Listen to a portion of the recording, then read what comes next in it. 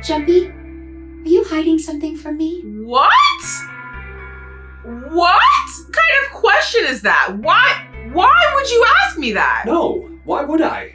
Well, if you think about it, this is awfully suspicious. I'm sorry. What is suspicious? You are in the exact same position I'm in. I mean, why would two childhood friends bump into each other in a place like this? I don't know why the kidnapper chose to kidnap us. Should I be suspicious of you too then? Hey, I could ask you the same thing. June Cake, are we breaking up? Let me know. Are you hiding something? What would I hide? The same thing you're accusing me of hiding? Well, I don't know. Anything. I mean, you're hiding it. How would I know? You mean like the number of men I've dated? Bro. Okay. June. Hey guys, it's Mikayla and welcome back to another Zero Escape video. You guys, this is the first video after we got our very first ending in Zero Escape 999, and I thought this shirt was very appropriate given how the video ended last time. If you guys missed the last video, just trust me, you're gonna wanna go and watch it. That is not a video you're gonna wanna miss. In that video, we had the distinct pleasure of doing most of the exploration in the video with Ace and Clover, which seemed innocent at first until we stumbled upon a dead body. Which, like, Mikayla, we've seen a couple dead bodies here and there throughout the game so far. No. We found a dead body that was not part of our group. Was it Zero? I don't know. Maybe it was, maybe it wasn't. It has not been confirmed yet. But what I do know is we believe he was killed with an axe. And why is that so memorable, you ask? Because the axe that we think he was killed with did not stay in that room. We met back up with the group, and as we were trying to figure out who gets to go through door 9, we had the bright idea of going through door 2 just for funsies, just because, like, we can't leave a stone unturned. Am I right? Wrong. Clover, June, Seven, and Santa decided to go through door 2. And guess who came back? Just Clover. Meanwhile, Ace and Lotus just wandered off. Literally just wandered off. Still don't really know what was up with that, but they never came back either. Clover came back and admitted she murdered everyone. Everyone she went with, dead. Then she murders me, takes my bracelet, and is like, bye, thanks for playing. Huh? Like, Clover really said, if I die, I die, but I won't be dying because y'all will be. And I don't appreciate that. So I'm hoping in today's video, we can have a little bit of a better result, if you will. And if you guys watching are crazy enough to want to match Clover, you can also get the If I Die, I Die merch on shopmissboss.com, of course. The candle of the day is Eucalyptus Rain by White Barn. And guys, this is the plan because as I've made very clear by now, I believe, we got our first ending in the last video. Emphasis on first. According to my calculations, there are 6 endings. So we are 1 out of 6, baby. We have a long way to go. Thank God. So that begs the question of how exactly to structure the rest of the playthrough from here on out. And I've had some conversations with my mods. A couple of ideas have been thrown around. I think the smoothest, most logical, cleanest, least confusing option is to go all the way back to the beginning at the very first decision. I believe it was door 4 versus door 5, and I chose door 5. So we're going to go back there and choose door 4. So that is where we are going to start. I don't think we're going to get to another ending today if we're going back to the first decision. But again, I have no idea what to expect from here on out. All I know is that it literally cannot get worse in terms of endings than the first one we got, right? Like, the axe ending certainly has to be the worst one. I hope. I'm sipping on some water. My emotional support water bottle is here to guide us through. I hope you guys are sipping on something just as wonderful. Without further ado, let's get back into this game. Cheers. It has been so much more fun to play this game with you guys because you guys have done an amazing job at keeping the comments spoiler free. So please continue to do that as we keep going because, like I said, I know nothing outside of what has been shown in these videos, and I'd like to keep it that way. That also includes how exactly to proceed. I see we have unlocked a new category, Memories of the Escape. That was not there last time. So maybe we go in through here. Maybe we go in through continue. I don't know. But let's find out. Okay. Interesting. So we have 3 pages here, and it appears that on the 3 pages, what actually is showing up are the rooms we've been in. So we have 3rd class cabin, chart room, captain's quarters, 1st class cabin, casino, laboratory, and that's it. So what happens if we click into one? Ooh. Okay, I'm holding down B right now. I don't know if that skipped anything or if that was just always that quick. Let's see. Okay, so it kind of allows you to replay from wherever you want in terms of where you've been, it appears. Okay, I don't think we'll need to go back into one of these because we've already completed them. And it doesn't let me click on a blank one. Noted. So I'm assuming we press continue? Okay. Ooh, yes. Okay, guys. So at the top there are 6 blocks, and one of the blocks is filled out with an axe because, again, we got our first ending in the last video, the axe ending. So I'm guessing we go back into here. This is our save slot that has everything. Let's see. We should be able to open our little map chart situation and click backward, I think. Skipping, because we've seen all of this in theory.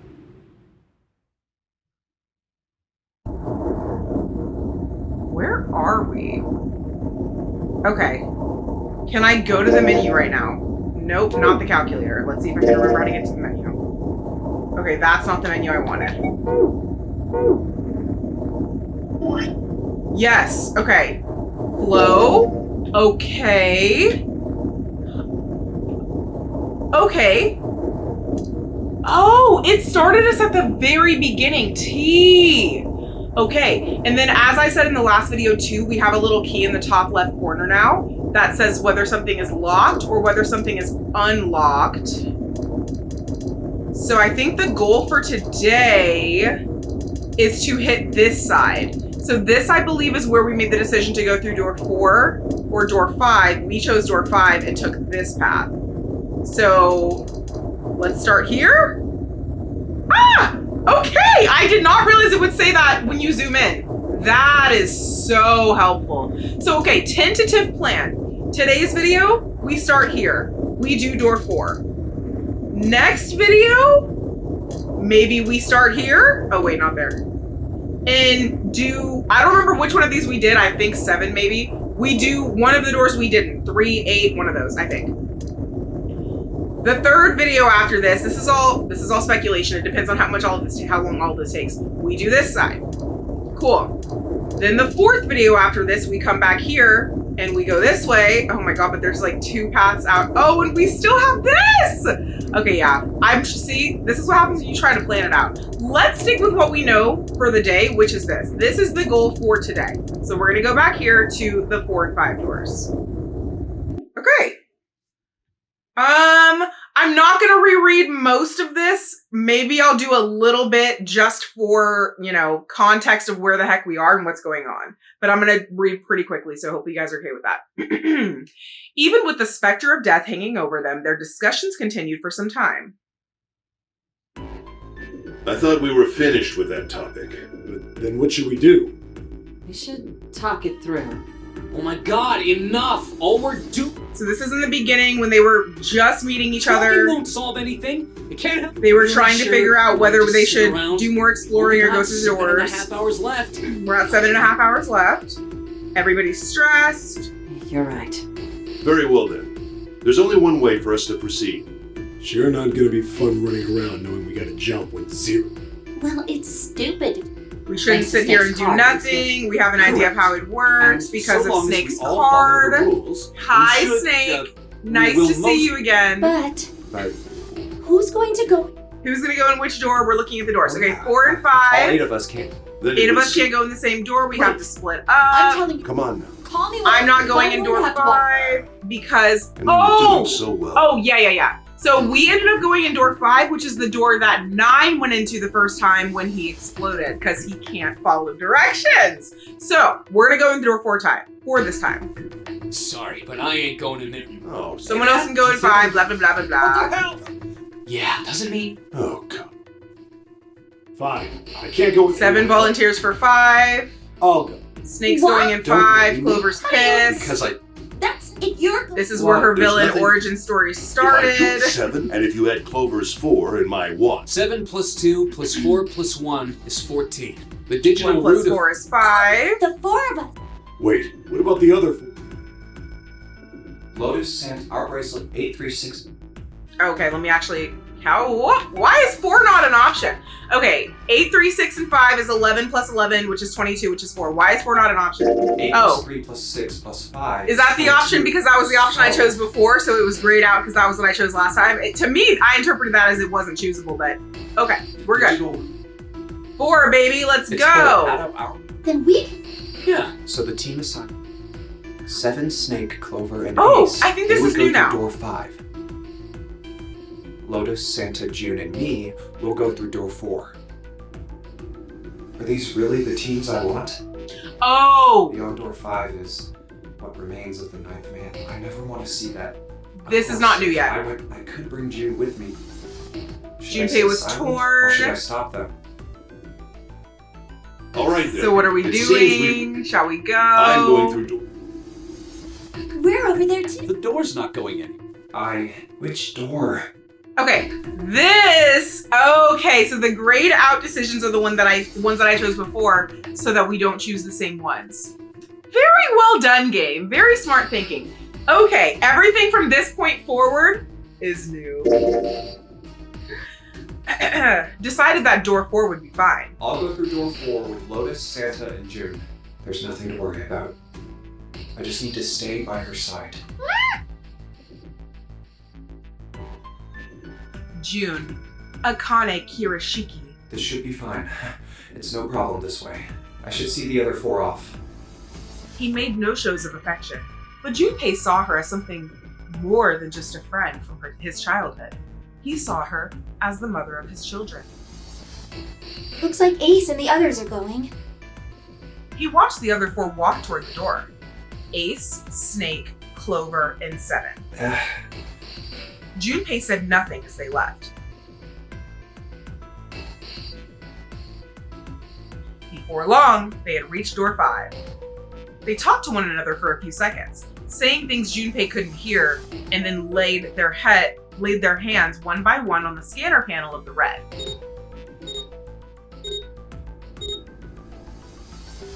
Now then. Ace grabbed the lever, his face tight with determination. He turned over his shoulder to look at Junpei and his companions. Goodbye. Hi, Ace. Be careful.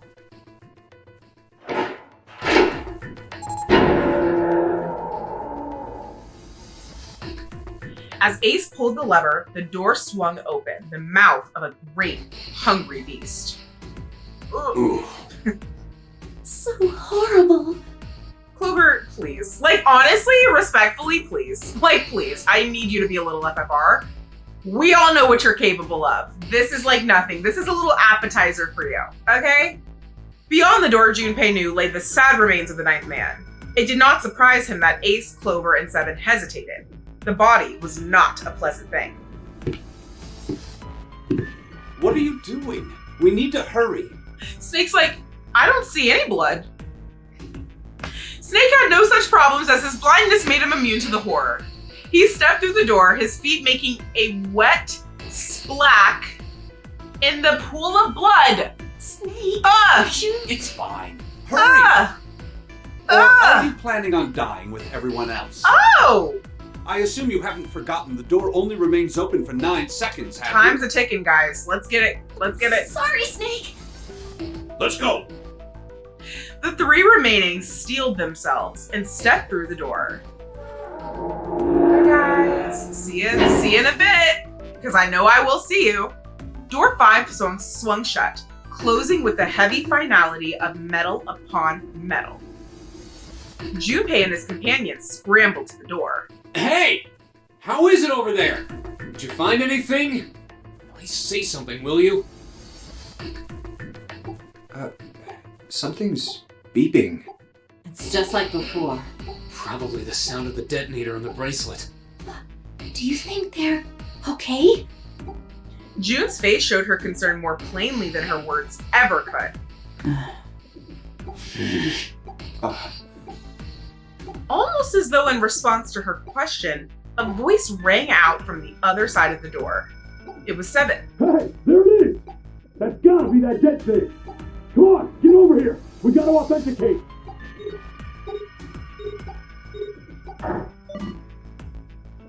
The beeping stopped. Very nice. Well done, guys. The sighs of relief were audible, even through the heavy door. Whew. Looks like it stopped. Junpei and his companions leaned away from the door and breathed a collective sigh of relief on their own. You know what's interesting?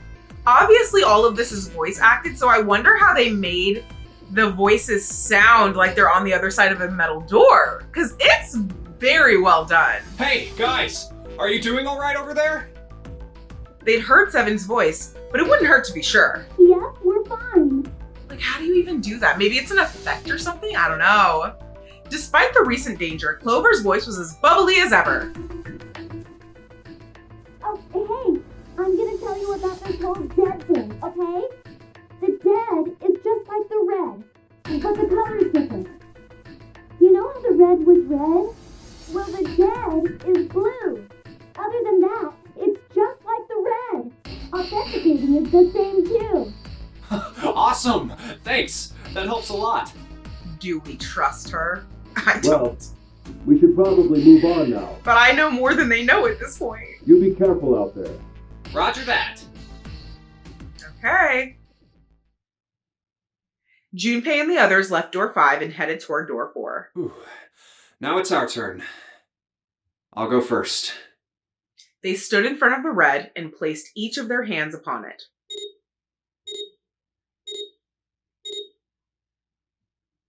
Four asterisks appeared on the screen.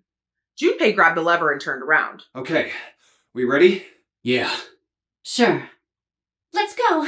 So we're with Santa, Lotus, and June this time. Interesting combination here. None of them looked particularly optimistic, but their faces were set. Junpei nodded to them, then turned back toward the red. Alright, let's go. With strength and determination, he pulled the lever.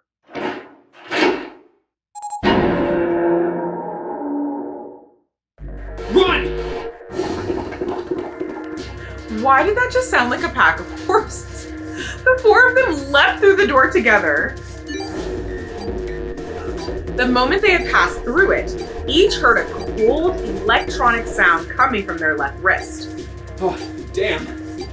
In the center of each bracelet, a red skull appeared and began to flash. It's counting down. The detonator's countdown had begun. In the long moment that each of them spent staring at their wrists, the numbered door behind them closed, the sound of metal on metal reverberating down the hallway. We can't go back! We need to hurry and find the device. Hey! Where the hell is the dead? How would I know?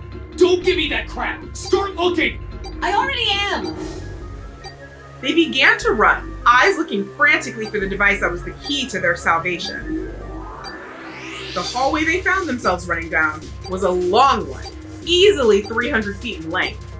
On the right side of it stood a series of wooden doors, all nearly identical. If they had taken time to think, they would likely have discerned that the doors lead to cabins. Don't tell me the dead is in one of those rooms. Oh no, how many rooms do you think there are? Junpei was too frightened to count properly, but at his best guess, there were 7 or 8 of them. Honestly, guys, you could look in all of those if you needed to, but I feel like you don't. Ah, fuck! Junpei! We don't have time to count! Not very Junpei of you! Junpei ran to the nearest door. We just need to open them all. He grabbed the knob and shook it, hard. It won't open. It's because the dead is not in there. Go to the end of the hallway, you duds. It didn't feel locked. More like someone had hammered an iron plate over the other side of the door. Junpei turned around to find another door and saw that his companions had already run to the doors of their own. They did not seem to be having any more success than he had. Their own words confirmed his fears. Shit. This isn't so good. Same here. It's not moving! June was the last to speak up. Oh!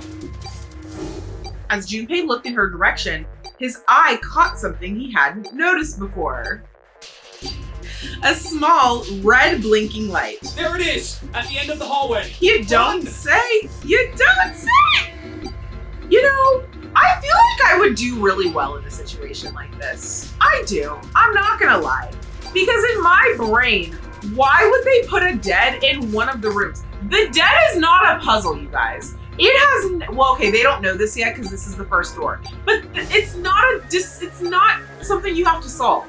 Literally, it's a way to verify that everybody made it into the room. That's it.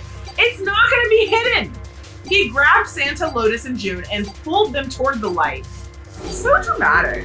It's almost as if you're worried you're about to die or something. So dramatic. Santa called out to them as he ran. Hey, how many more seconds do we have? How would I know? Our time limit is 81 seconds! Lotus, respectfully, what do you know? Because that has been your response every single time somebody's asked you a question thus far. I know that, goddammit! I'm asking you how many seconds we have left! In all likelihood, Junpei figured nearly a minute had already passed since the door had closed behind them. That was true. Urgency foremost in all of their minds, they arrived at the end of the hallway. The dead sat on the left wall, blinking almost tauntingly at them. Hurry! It's the dead! Get over here! Junpei grabbed hold of the machine, his hands slick with sweat and shaking. He slammed his hand against the scanner panel. Come on, everyone! The other three quickly followed suit. Nice. With a grunt, Santa yanked the lever downward. See what happens when you just take a second and breathe? There you go. Okay. Yeah, see? Okay. Wow. Lot of breathing going on. Absolutely. Looks like it stopped. His hands beginning to steady, Junpei wiped away some of the sweat that had beaded on his forehead. As they caught their breath, the four companions began to look around. There's another door at the end of the hallway. He could see a heavy-looking set of double doors. Set into the walls of the hallway on either side of the larger door were two smaller ones. Let's try this one first. And of course it won't open. How many times had he come across similar doors with similar results, he wondered? Or perhaps he corrected himself. More a lack of results. Whatever the reason, the door remained firm and unyielding, and refused to allow Junpei or anyone else passage. A keyhole. Above the keyhole was a small symbol engraved in the brass. What's this mark? Mail? He wasn't quite sure what to make of it, and stared at it for a moment in confusion. It was June that corrected him. No, not exactly. That's probably the symbol of Mars. Well, technically, they are the same symbol, but I saw a number of similar symbols near the main stairway. The symbols of the solar system. Oh, that's right. The Sun, Saturn, and Earth. At least that's what I'm assuming. So this isn't the man symbol. It's a symbol for Mars? I think so, yes. I see. Wait, where's Santa? While Junpei and June talked, Santa had disappeared. Where could he possibly have disappeared to? Where could he possibly... They turned to find him some distance down the hallway. He had gone to check the other doors. He said, while y'all are over there yapping about Mars and ish, I'm gonna go check these doors. Eventually, he reached the last of them and jogged back. It took him only a moment to catch his breath again. Yeah, so, I looked the place over. Here's the deal. None of the other doors open. Then that must mean... We only have 2 more doors. Lotus examined the doors on either side of the larger double door. Each one had a metal plate attached to it. Maybe it's the room number. The door on the left has B92, and the one on the right says B93. All right, let's open them. I'll open B92. Okay, I'll get B93 then. Junpei put his hand on the doorknob, and Santa moved to the other door. They'd made it through the numbered door alive. There was nothing more to be afraid of. I don't know about that. Junpei and Santa looked at each other and nodded. 1, 2, 3! In unison, they pushed against their respective doors. Hey! And promptly found themselves in a new room. June followed Junpei as he threw open his door. They turned around and saw that the door on the other side was open as well. Through the door was another person. Huh? His mouth agape. Oh, wait. Oh, okay. That was very strangely phrased. They made it sound like they opened the door to another person. No, Santa was already inside. Hey, it opened. Yeah, it did. Junpei and Santa looked at each other. I didn't expect that. It was so easy. Yeah, guys, it's just a door. Lotus's calm voice broke into their thoughts. Maybe this is all part of Zero's plan. I can't say I enjoy being treated like someone's puppet. As she headed for room 93, Lotus continued. Well, now we have these 2 rooms. I'm sure there's something in there that will help us get out of here. Let's find it. Santa and I will search this room. You 2 take the other one. Hope we don't get distracted. All right. Okay.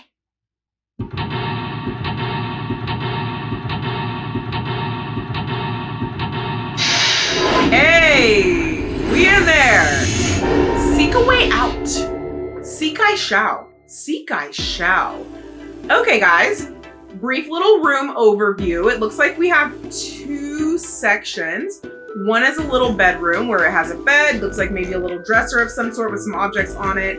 Maybe a desk and a chair in the bottom right there, it looks like. And then in the top section, we have a bathroom. Okay, I see a toilet.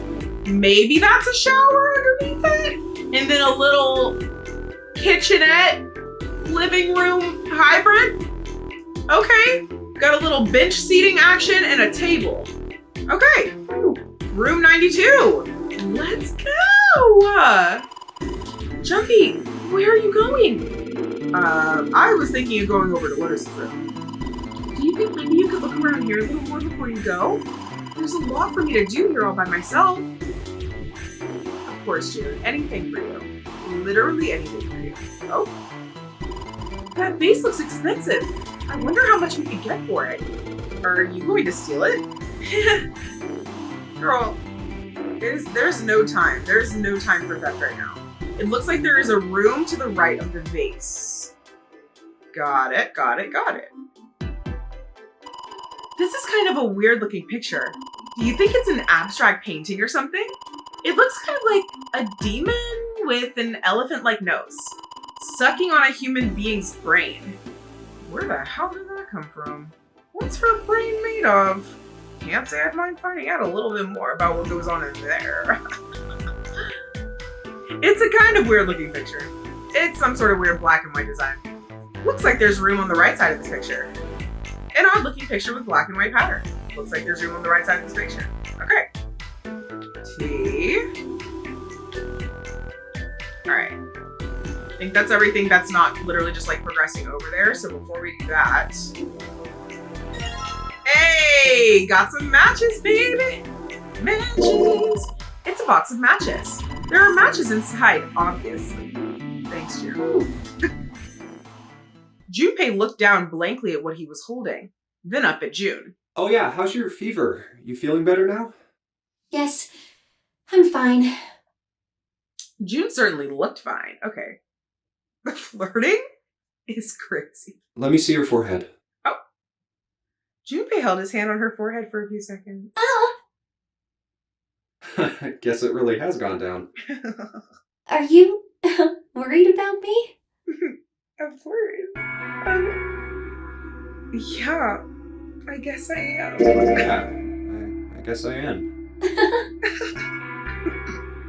June blushed and giggled. By the way, Junpei, Yeah, June? how did you end up here? Oh, girl, I don't know. What do you mean? How did you told end up earlier, here? didn't You know what? Oh my god. One of my mods commented, like, I think it was Saf, basically like, Queen, you're verbalizing and stating that you finished the game once. You're so far from knowing what happened. Like, you're so far from having finished this game, actually, which is very interesting. And what I have an understanding to be of, that was a very strangely phrased sentence, is every ending is kind of building up to a grand true ending or something like that.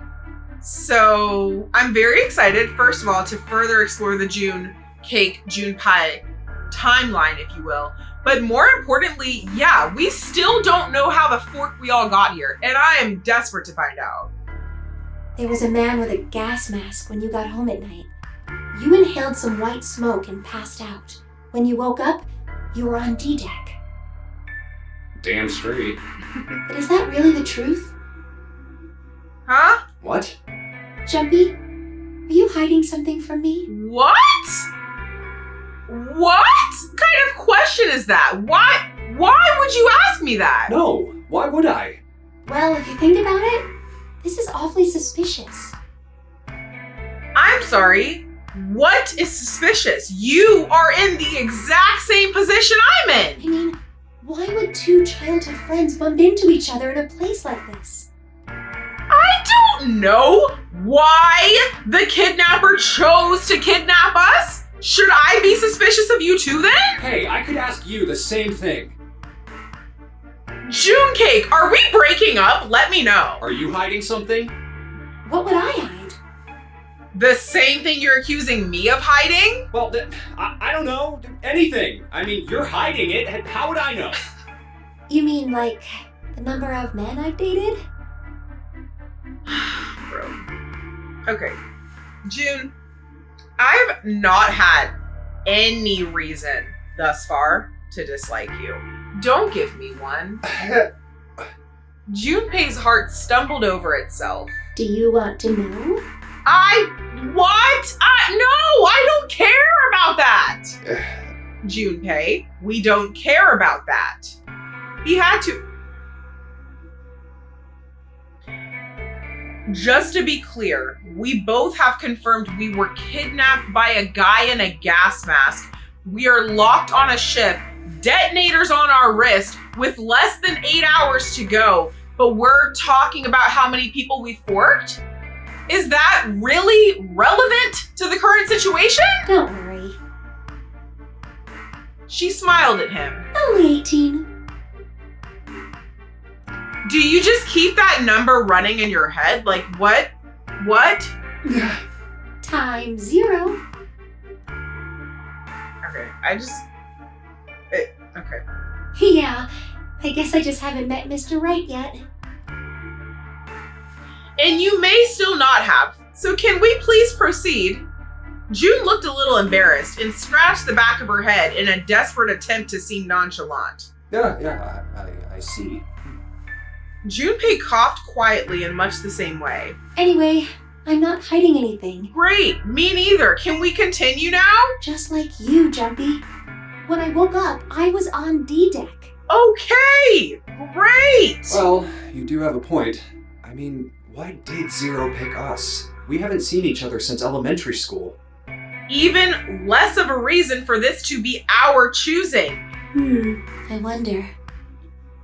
June nodded, and for a few moments, she had the far-away look of someone in deep thought. Look for what connects the victims. That will lead you to the culprit. If that's what's going to lead us to the culprit, we probably should start with the two who have admitted their siblings. Have they admitted that yet, though? I don't exactly know, and it might be a little difficult to remember when I learned information. But I'm pretty sure we know that by now. I don't know. Could be wrong. Do you remember Seven saying something like that? Yeah, I do. Well, that's what I'm saying. I think this must all have something to do with a classmate of ours. You got any ideas who it might be? No, nothing. And why would you think it has to do with the classmate of ours when we're the only two who went to class together? Girly Pop, use that brain of yours. I know it's in there. Oh. Well, if it had something to do with school, then it could be one of our teachers, or maybe the principal? Yes, the principal kidnapped all of us and threatened sudden death. Like, what? Or the janitor, or the lunch lady. Okay, I'm starting to feel like Lotus. Like, can y'all freaking do something? No, I can barely remember any of them. Yeah, I know.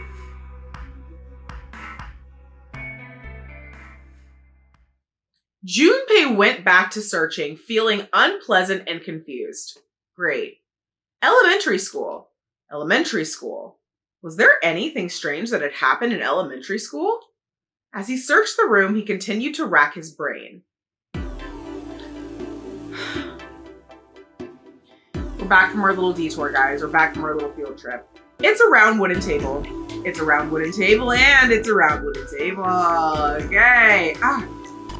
Junpei, what are you doing? We don't have the time to be relaxing on a sofa. June, respectfully? You have no room to talk about what we have time for right now. It's a sofa. Maybe I shouldn't sit on it. June will get mad again. A mi-re-do? What? Oh no, my mistake. It's a sofa.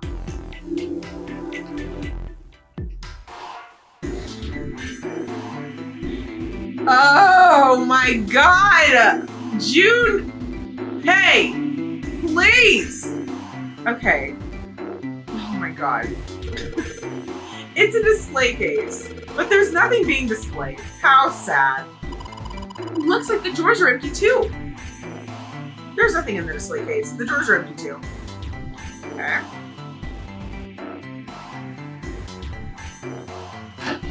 Oh. I don't know if I wanted to do that just yet. Actually, oh yeah, I did, because there's only 2 directions in here.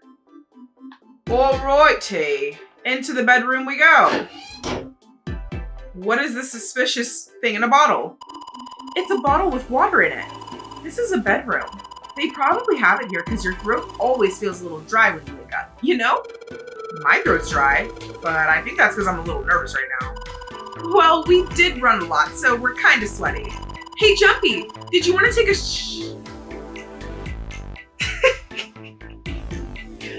Oh my god! I was not expecting this to be this blatant! What do you mean? Do you want to take a shot right now?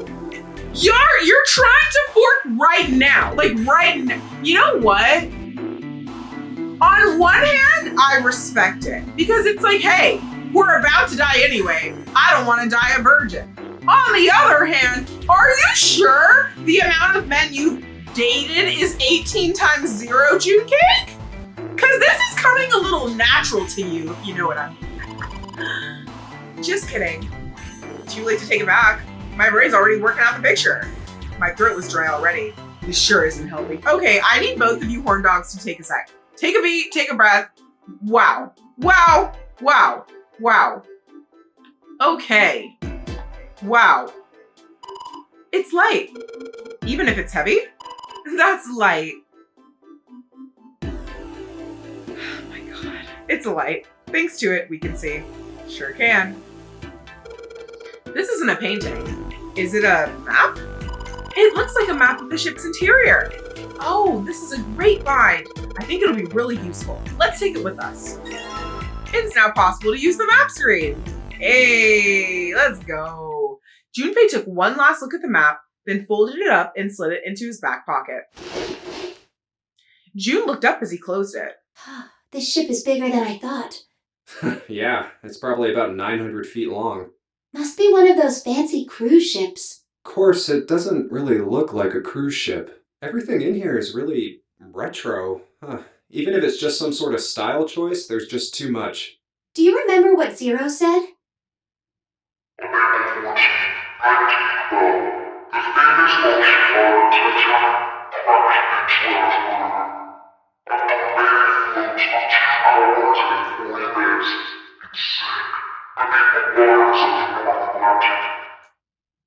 Do you think maybe this boat and the Titanic have something to do with each other? That's a good point. I doubt he would have mentioned it if there wasn't a reason. Junpei took a moment to look around the room. Do you think this boat is... Okay. So I'm gonna go with the replica, because why would this be the actual Titanic? A replica of the Titanic? A replica? Yeah, you know, like a copy of the actual boat. Who on earth would make something like that? Fans. Crazy Titanic fans. No way. Do you even know how much money that would take? No idea. But all they've got to do is break even, you know? Break even? That's not true, because that does not account for the time that they spent making it. Yeah, they could use it as a cruise ship. Okay, that sounds like a profit, not breaking even. Climb aboard a piece of history, sail around the world in the resurrected Titanic. I mean, yeah, that's dope as hell. Like, that's a great idea, but going back to the profit thing. Hell, with marketing like that, they probably have more customers than they know what to do with. Do you really think people would want to ride on a ship with such an ominous past? Absolutely, and I am people. It's the site of the worst accident in history. The worst accident? Are we sure there's never been a worse accident? Over 1,500 people died. Did really I 1,500 wouldn't be people? That's a surprised lot if of you get people. cursed just for going. 1,500 people? Is that true? That's a lot of people. A curse, huh? Junpei, do you believe in that sort of thing? You know, curses and stuff? I do. Yeah, well, I guess so, to a certain extent. Junpei scratched his temple. What about you? No, I guess that's kind of a dumb question. Yes, I do believe in curses. In fact, I think it was a curse that sunk the Titanic. What? A curse sank the Titanic. Y'all, I'm not gonna lie, June is kind of scaring me in this episode because, like, I don't know, she just seemed so innocent and aloof before, and today she's seeming very aware, very opinionated, and very intentional with what she's choosing to say and how she's choosing to say it, and I just don't know how I feel about that. The curse of the Egyptian mummy. Junpei couldn't understand how June had maintained a straight face to say that. Supposedly, the Titanic carried the mummy of the priestess Amun-Ra, which was stolen from a pyramid. And they say that the mummy had a history. Everyone involved with it died mysterious deaths. Come on, I'm sure you've heard of it before. Those who open the coffin will be forever cursed. Haven't you ever heard that one? So you're saying the Titanic sunk because of that curse? That's right! June's eyes had lit up with excitement, like a child with a new toy. That mummy, the priestess, supposedly, she was special. What do you mean? Well, supposedly, she was really pretty. Pretty? Yes, But she was a mummy. that's right. She wasn't all shriveled up or rotten or anything. She almost looked alive. Almost? Oh, okay, I get it. Okay, it's that thing. I don't remember the name. Where your body turns into some kind of wax. Yeah? The fat in it turns into something kind of like candle wax, right? Yes, saponification, but that's not what it was. Huh? That's not it. She wasn't wax. Then what was it? They say that she was frozen. What? Frozen? That's right. The whole body was frozen solid. You know how a human body is more than 60% water? Well, all of that water was frozen.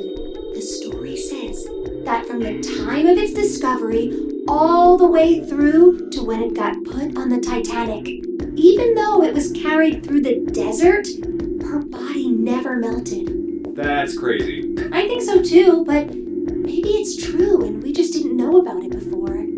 I didn't know? Yep. Maybe it's common sense to eat shaved ice in the desert because it lasts forever. Huh? Nah, that seems too silly. I just was not expecting the conspiracy theory tangents in this video. Like, I really wasn't. But maybe it isn't. It just appears that way because you didn't know it was true. Well, yeah. June and Junpei talked a little more and then went back to their investigation. But even as they did, his mind went back to what she'd told him when she asked to shower together. Ice that doesn't melt, even in the desert?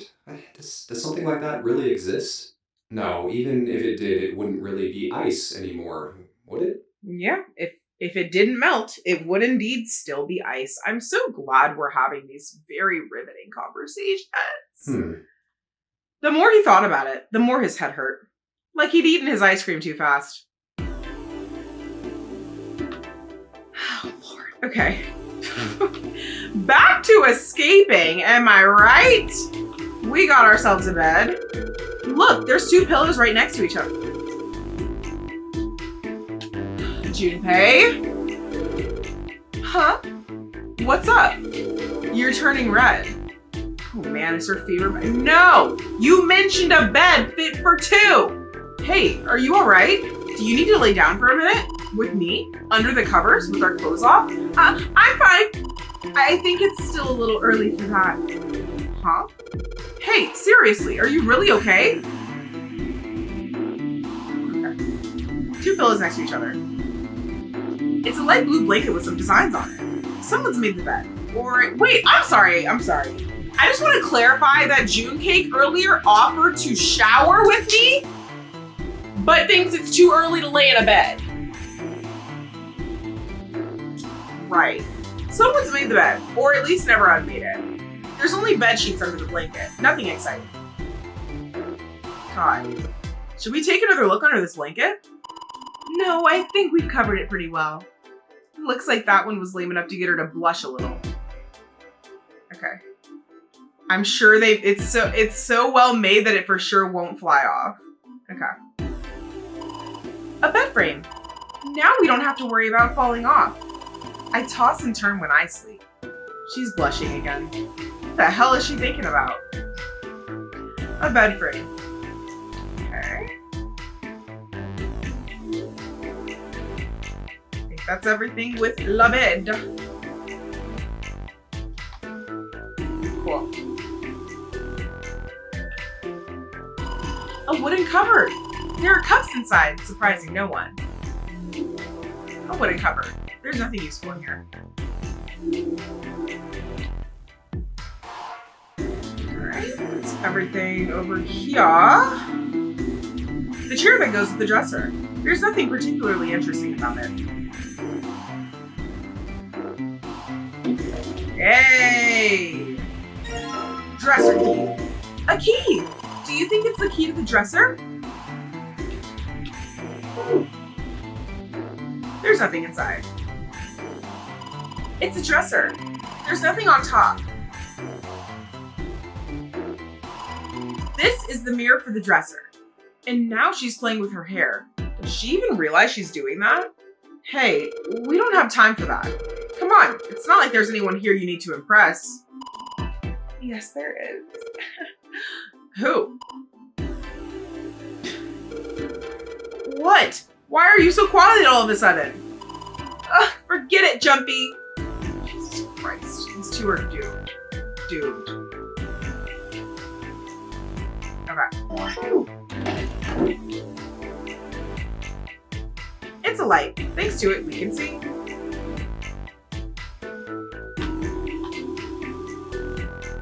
Alright, seems like everything on this side. Back out we go. And then now we're gonna go across or down the hallway rather, to this door.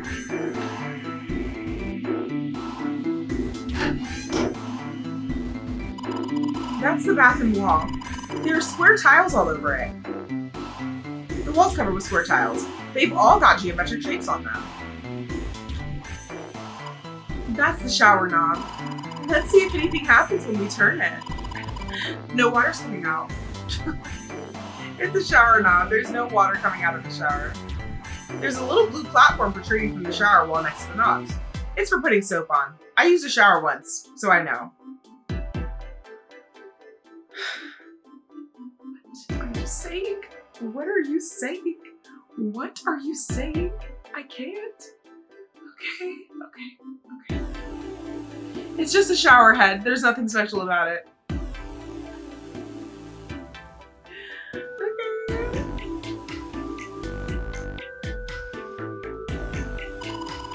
A collection of full and partially depleted rolls of toilet paper. Someone was well prepared. There's nothing too suspicious about it. Okay. Now let's check the toilet.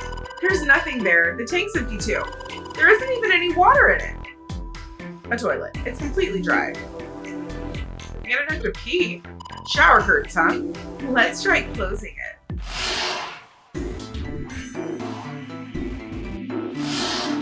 Oh. They said no, you cannot turn that way with the curtains closed. Now I can see the full expanse of the shower curtain, all its waterproof glory. There's nothing suspicious. It's just a normal shower curtain. A narrow shower, and I'm still standing in it with June. This is awkward. Time to open the curtain.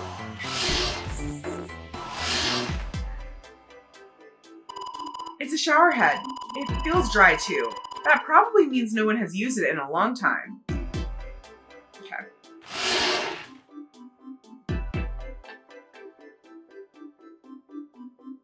That's everything with the bathroom, honestly. Yeah. Why don't we go back to the living room? Okay, let's go back.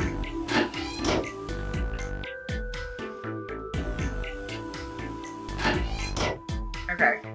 So we have a key and a matchbox. And that's about it. Junpei, where are you going? I was thinking about going over to Lotus's room. Why? What do you mean why? I'm just gonna go check up on them. Is there something wrong with that? Well, no. Come back soon. Sure thing. I'll leave the rest to you. Sure. Leave it to me. All right, off to the other room. Perfect. Okay. Get the sexual tension out of the air. Looks like a valuable vase. Empty though. There seems to be room on the left side of the vase. There's a square tile in this frame. It's glued in there quite well. I don't think you can take it out. There's a tile in the frame. Those empty areas seem kind of suspicious.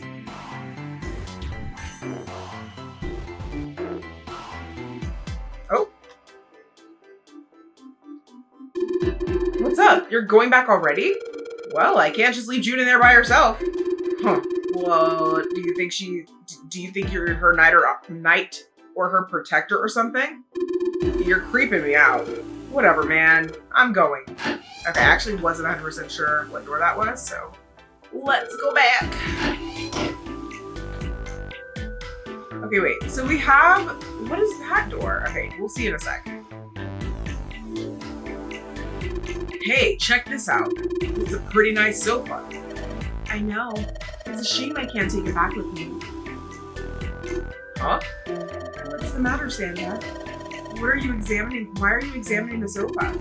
Oh, it's nothing. Don't worry about it. Okay, sofa looks pretty expensive. A round wooden table. Wow, this is very nice wood. So big deal. There's something on top of it. A candle with a candlestick. This might come in handy. Hey! Nice! It's a round wooden table. Hey Junpei, that room's pretty dark. Don't you have something that'll give us some light? Something that'll give us some light? I'll be back. Well, this is a display case. Check it out. These plates and ish look really expensive. You want to take a look? Ooh, I have a key. Come on, you stupid thing. Open. It's locked? Yeah, it looks that way. Then we need to find the key that opens it. That vase looks pretty expensive. This tile, I think I've seen it somewhere. Yeah, I know. Kind of looks like the one we saw in the other room. There are a couple of pieces of art in here. Can't say if they're very good or not. Okay, that's the dialogue for most of the stuff it looks like. Very expensive looking vase. Okay. Let me finish exploring before I use my key. Okay, wait. Oh, okay. All right, before we do that, what is this? Oh, another bathroom. This is the bathroom wall. The whole wall is covered in these square tiles. Okay. This thing's a little shelf for putting soap on. A shelf you put soap on. Nothing special about it. That's the shower knob. I tried turning it, but no water comes out. Okay. Whoa, look! Junpei! There's a mushroom growing out of the wall. That's a shower head. Hello. Literally? Hello. That's the title of this video, is hello. Because what do you mean? Some toilet paper. We've got 2 rolls, I guess. One for business and one for fun is crazy. Is there anything in the toilet? Guess not. The tank's empty too. A toilet, nothing suspicious. This room doesn't have a shower curtain. This room? Well, there were shower curtains in the bathroom that June was checking out. You're saying this bathroom doesn't have any? Yeah, that's right. There's probably a reason why. Interesting. I mean, we do have hooks for a shower curtain, so yeah, I'd say that checks out.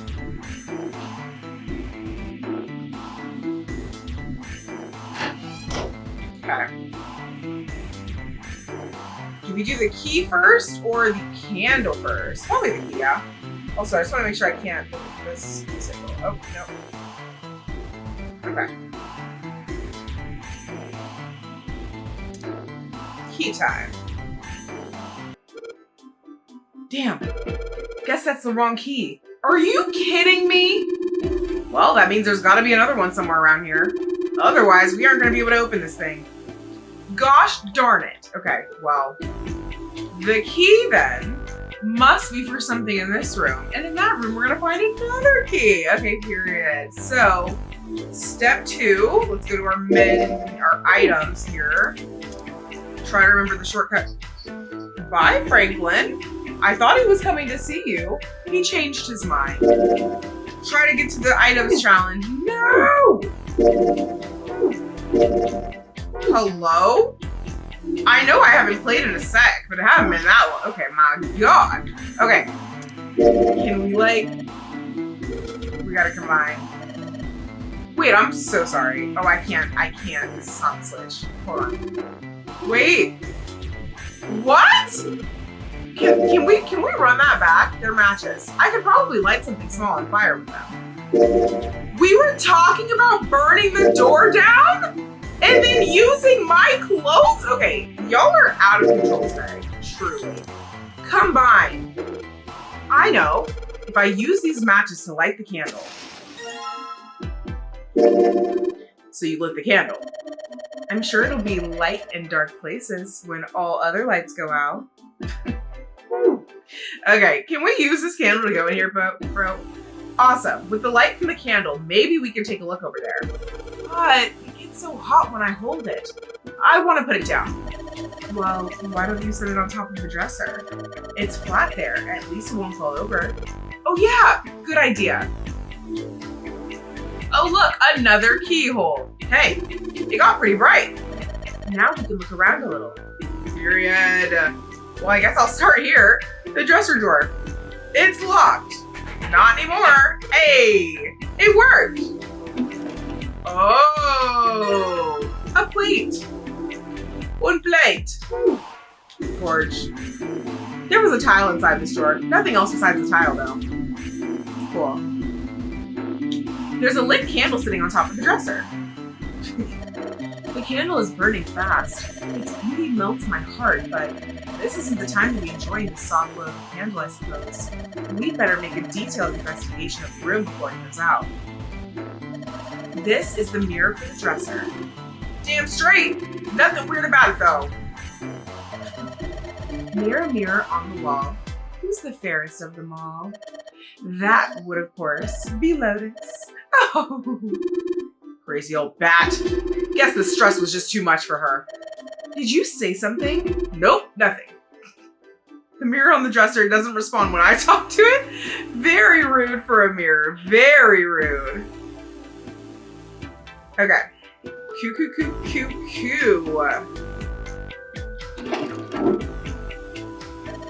It's a chair for the dresser. The chair that goes to the dresser. There's nothing particularly interesting about it. It's a light, man. Can't you figure that out on your own? Hard to tell if it's burned out or not. Of course, now that we have the candle, I guess it doesn't really matter that much anymore. It will if the candle burns out, since y'all said it was melting fast. Hello? Oh. Okay. Hey, where are you going, Junpei? I'm gonna go check out the next room. candle is burning pretty damn fast. We don't have any time to waste, guys. This thing's gonna burn out in no time. And we should look around this room now, before the candle goes out. We can examine the rest of the room later. Not them literally holding me hostage, okay. Whoa. Hey guys, I'm gonna need to borrow that candle. Like, now. Oh. Curtain. Okay. A curtain, huh? Well, it's got all these metal rings, probably so you could hang it from something, you know? Yes, but it doesn't look like a normal curtain. The way it feels, I think it's probably waterproof, which would make this a shower curtain. A shower curtain, huh? It's a folded up shower curtain. Damn, that thing's big if you open it up. Oh, there's a hole, like a bug ate through it or something. Oh, you're right. I think maybe it was a peeping Tom. I'll bet Lotus would make sure the perp hurt. If I catch him, you won't hear a peep out of that jerk. I'll knock him into tomorrow. That's Tom much. What was the joke there with Tom? It's a shower curtain. The jury's still out on whether or not it was the work of a pervert, but there's a hole in it. Dead. Okay. Why are we exploring in the pitch black when we could literally grab the candle? Anything under the blanket? Nope, nothing suspicious here. Something stares back at me. God! I'm just messing with you. There's nothing there. No ghosts or girls either is crazy. Okay. Cool. 2 pillows in a pile. Oh. A pile of pillows. Is that supposed to be some kind of joke? Hey, calm down. What the hell is everybody high? Like, everybody is giving the vibe of like there is an odor in this room that is making everybody loopy, because why are y'all behaving this way? Why are all of y'all behaving this way today? Like, even Lotus is acting a little out of character. But again, I guess technically we don't know that she too is kind of insane yet. Haven't gotten there. Huh? Hey, what the hell? It just got dark all of a sudden. Maybe the candle got blown out? We should go see. Okay. Oh. Bro, I can't see. Okay, there's a candlestick covered in melted wax on top of the dresser. Hey, what's this? The top of the candlestick looks kind of weird. You're right. It's all bumpy. Candlestick key? Brother, how? Okay, that's dope. Hiding a key in the candlestick is freaking dope. That part of the candlestick where the candle goes looks like a key. A key, huh? I think I ran into a lock I couldn't open earlier. That's wild. Part of the candlestick is a key, apparently. Guess I better try to find the lock it goes to. Okay, but I wasn't done. Like, was there nothing else to... It's too dark to... Bruh. Okay. Well, guess we're done over here, guys. Let's go. Okay, back to this. Let's see if this candlestick key will do anything. Yes, it opened. All right, pull that ish open. Plate. Hey, don't you think the pattern on that tile looks like something? Yeah, I think I saw it somewhere. Period. Can I combine these? Nope, okay. Never mind. Hey, Junpei, oh. You got a minute? Oh god. Santa had shown up out of nowhere and gave Junpei no small start. Here, take this. Santa pulled something out of his pocket. A bookmark? It looked like a bookmark. It had a 4-leaf clover on it. What is this for? Do you want me to read a book? I found it in between some of the cushions on the sofa. So that's why you were being weird earlier. The question is, why were you hiding this from Lotus? Pretty sure it ain't gonna be any help to us, but I figured we might as well hang on to it anyway. Okay. Then why don't you hold on to it? Santa gave him a... Is that a word? No, I must look that up. W-R-Y? Rye? Is that a word? I've never seen that word before. Rye. Describes a facial expression such as a smile or grimace that is distorted, twisted, or lopsided, often indicating a mix of amusement and annoyance, irony, or disappointment. Ah! Ah! T. Santa gave him a wry smile. You know what I hate most in the world? No, Santa, please tell me about your hallucination. I can't wait. I got 4 things. Hope, faith, love, and luck. What kind of monster are you? Hope, faith, love, and luck? Damn straight. And you hate these things? Yeah, you got a problem with that? What a miserable life to live. Not really, but Junpei tried to figure out how best to phrase what he wanted to say. what does a bookmark have to do with any of that? Santa scratched the back of his ear and looked awkward. Well, see, each leaf on the 4-leaf clover has a meaning to it, okay? Oh. And that meaning is pretty much those 4 words. Hope, faith, love, and luck? Is that true? It's like flower language. Or is he just saying this? I've never heard that about a 4-leaf clover. I just thought the whole thing was luck. Well, I guess it's not a flower, is it? So, leaf language, I guess? Yeah, you could call them leaf words. What? Leaf words. Junpei looked at the bookmark. Hope, faith, love, and luck. The meaning of the leaves on a 4-leaf clover. Yeah, I want you to take it, okay? Any 4-leaf clover fans out there, if you guys could verify in the comments whether that's a thing that y'all have heard of, because I haven't. Just touching it gives me the creeps. Take the damn thing, Oh alright? my god, okay, I will take the bookmark. Santa pretended to shiver with disgust and shoved the bookmark into Junpei's confused hands. Here. What do you want to do? Oh. Okay, so honestly, my natural inclination is to not take it because I just think you're being weird. It is a piece of paper with a photo of a clover on it, and you're acting like it's a curse in your hand, you know? Playing back into the curse thing June was talking about earlier. I don't trust you. To be honest, I don't trust any of you right now, including June Cake, and that says a lot. Thanks, but no thanks. It's kind of weird to be getting presents from another dude, you know? No, that is on the list of reasons why I would be denying this offer. That is literally at the bottom. Santa's eyebrows went up. Apparently he hadn't thought of that. Wow.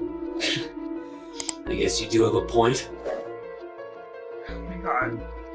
Fellas, is it gay to get a gift from a bro? Like, what are we talking about right I now? won't force it on you. Sure you don't want it? I don't want it. Yeah, I don't want it. Why don't you give it to Lotus? Ah, good idea. I'm sorry. Santa turned and headed off to the other room. Hey, you old bag. Oh my god. I just found the perfect thing for a woman in her 40s. Oh, so she's in her 40s. He walked into the next... If I look like that when I'm in my 40s, God bless me, truly. He walked into the next room, waving the bookmark. Junpei turned back to his work.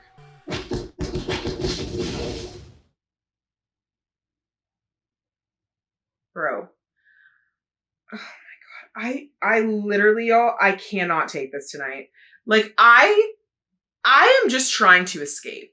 I am trying to do my job, make it through the others to the other side, and reconnect with the group.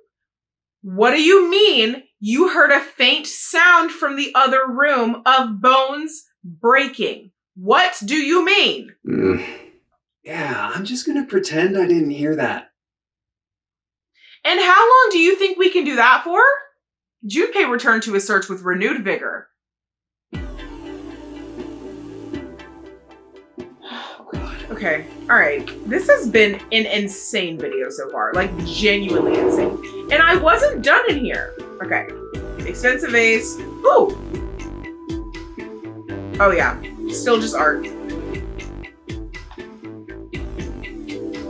Oh, ceramic and porcelain. And expensive plates. Okay, I guess I was done in there.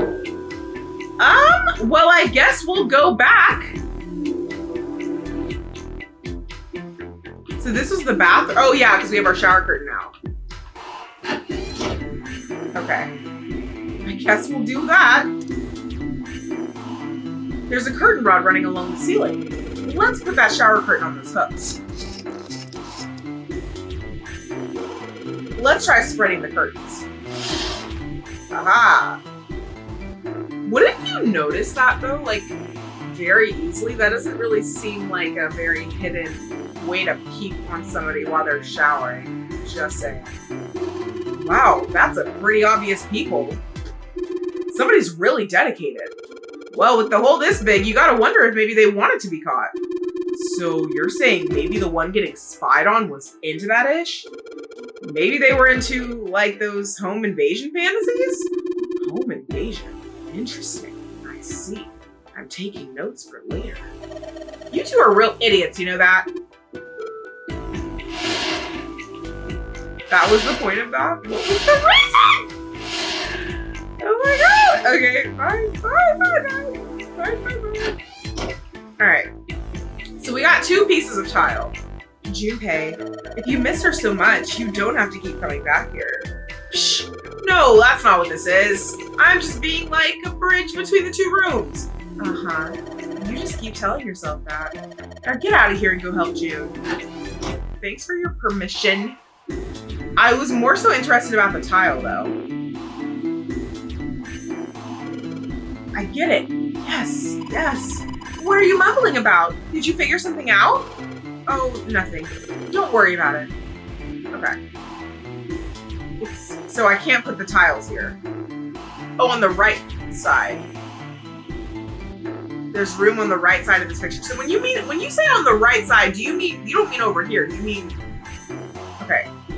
You keep saying that, but let's try the other tile.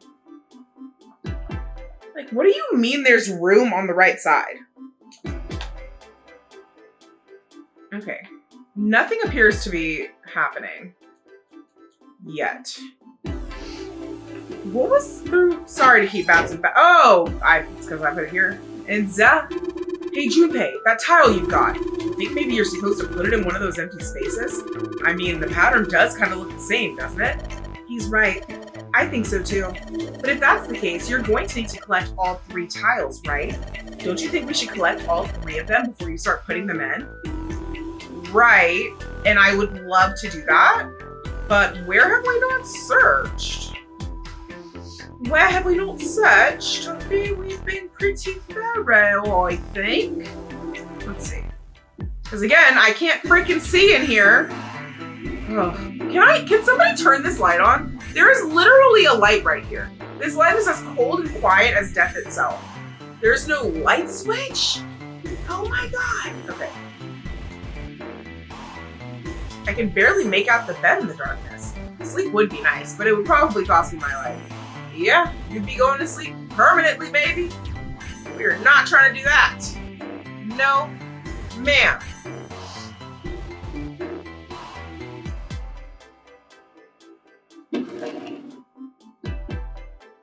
Okay. I don't think there's anything else in here we can do. I don't think there's anything else in here we can look at. Did I click on all the vases? I think so. Yeah.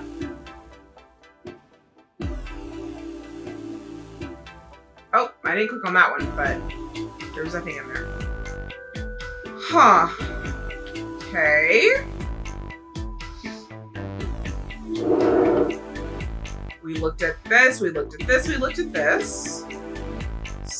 Did I look at that? There's room to the left. Yeah, okay. We've obviously been in the bathroom.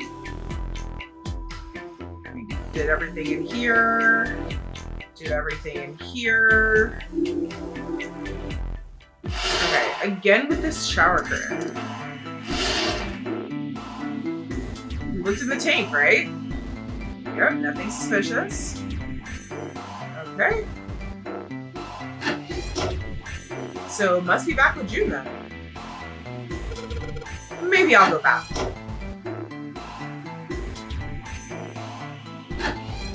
Same bathroom.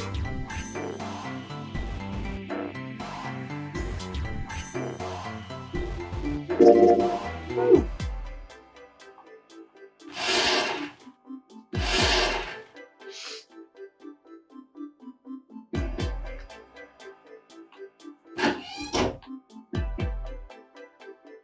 I take one of these tiles? I don't think so.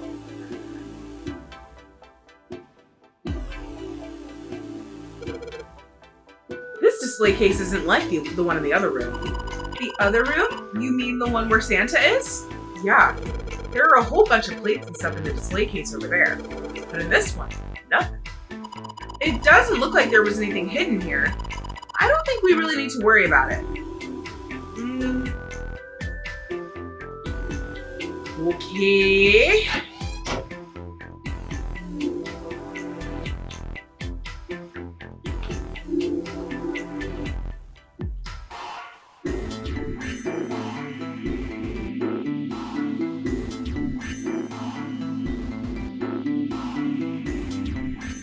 I wonder.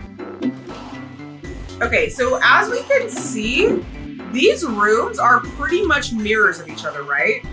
So what I'm thinking is maybe we need to remember how this room is set up and then click on those exact spots in the dark room. So right here would kind of be right here, which would have like a little frame.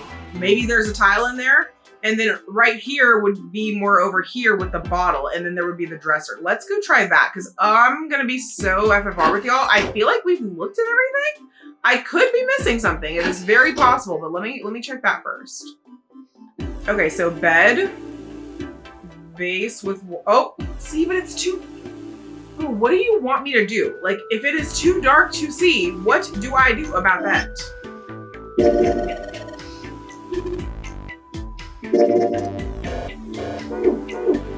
Like, our candle ran out. I don't know how to get this light on, but there's literally a frame here. Okay, there's literally a light, I think, right there too. Okay, and the bottle, guys! We have to get more light in here. But how? Is there a light switch? I don't think so. I don't remember seeing a light switch in the other room.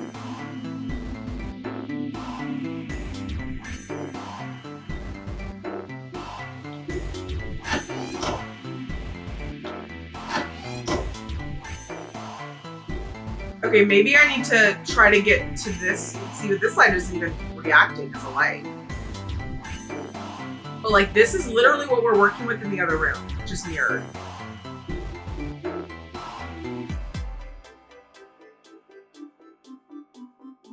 I feel like that has to be it. We have to be able to get light in that other room somehow.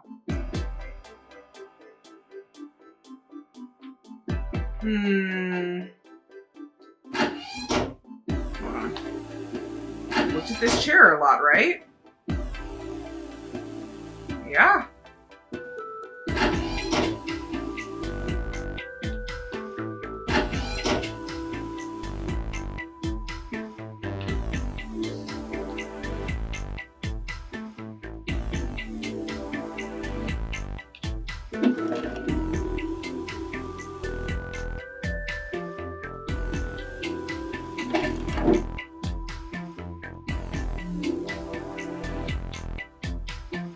Ooh. Even if there was that same light over here, it's not reacting just like it wasn't reacting in the first room. So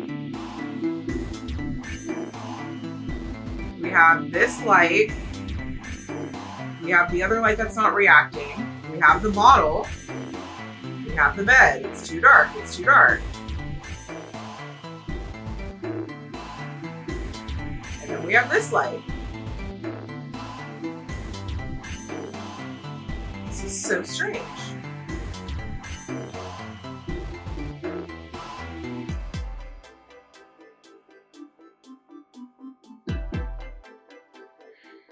I mean, I could be completely off. Have I looked at the drawers? It's not letting me look at the drawers though.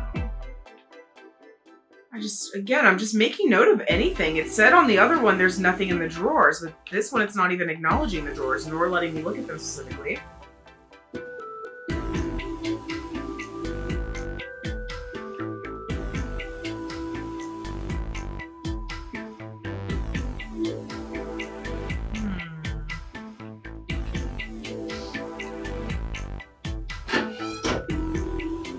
think, I don't know if I finished this thought earlier, but the alternative to this is I'm missing something very obvious right now. I just don't know what that would be.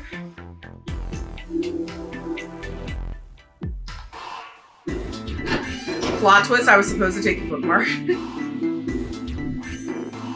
Yeah, on this side, it is just the light we already are aware of. I don't see any light switches in here, which means there wouldn't be any light switches over there either. I keep thinking maybe the side of this little dresser thing is a thing, but it's not. We've looked at the dresser, there's nothing in the drawer. We've looked at the chair, we've looked at the mirror.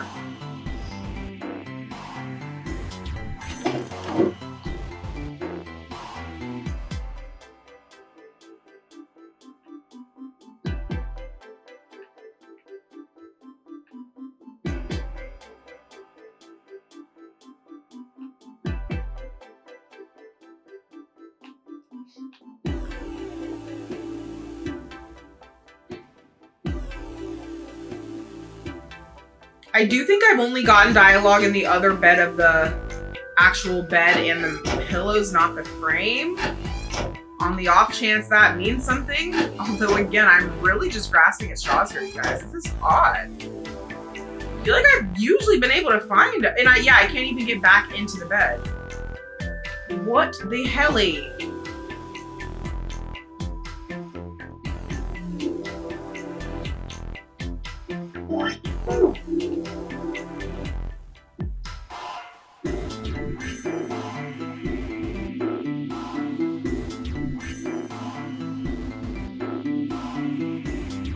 Yeah, there's nothing we can do over here.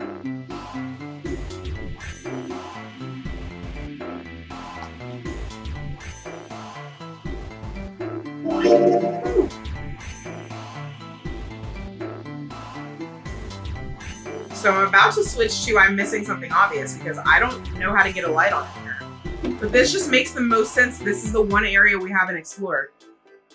But I am fresh out of candles and matches apparently. Because apparently there was only one match in the matchbox. What the hell happened to my matchbox? You're telling me there was one match in there? Even if we don't have another candle, I could light a match really quickly. It'll give me a few seconds of light before it gets too hot.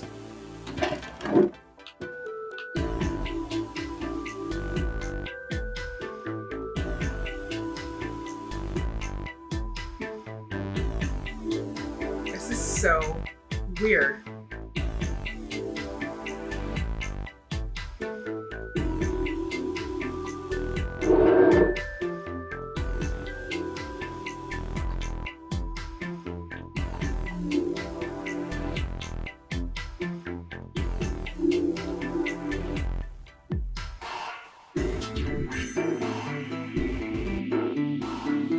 Literally SOS, you guys. Like, literally SOS.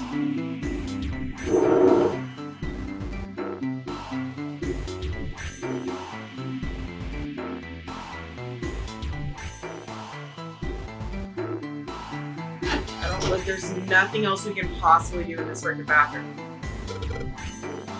Oh, I guess I even spread the curtain from this side. There's a hole in the curtain. If I look through it from a ways back, I can see a single tile. All right. Oh, from here I can see what tile it is. Looks like it's 5th from the top and 3rd from the right. Okay. Might as well put it back. All right, looking through this hole, I can see a white tile, 5th from the top and 3rd from the right. Let's have a closer look, shall we? Nothing strange here. Nope, the tile's not budging. Well then that means, oh! Wow, thank God I accidentally figured that out because that was not intentional whatsoever. But I will take it. Okay, so let's go back to the other bathroom. When I can remember how to get there. There we go. Okay, so again, if everything's mirrored, see, does this count as a tile? We'll get there. 5th from the top, 1, 2, 3, 4, 5, 1, 2, 3. In the bathroom in Lotus's room, I saw a particular tile when I looked through the hole in the shower curtain. Maybe if I look in the same place over here. All right, now where was it? 5th one from the top and 3rd one from the right. What are you mumbling about, Junpei? Oh, sorry. Could you be quiet for a moment? I don't want to forget this. Okay, so we're not mirroring it then, so it'll be this way. Here it is! Yes, this one's loose! I think I can get under this with my nails and yes! Okay, Mira! Who would have thought this would be hidden in the bathroom, huh? You did a good, you did a good job finding it. So one side has a design like the rest of the bathroom tiles, and the other side has the black and white design.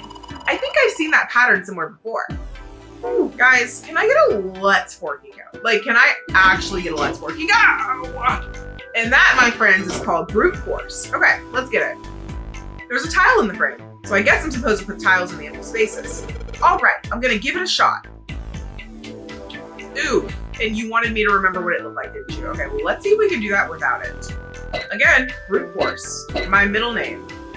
That looks good. And that also looks good. But it's not. Let's try this. That looks good.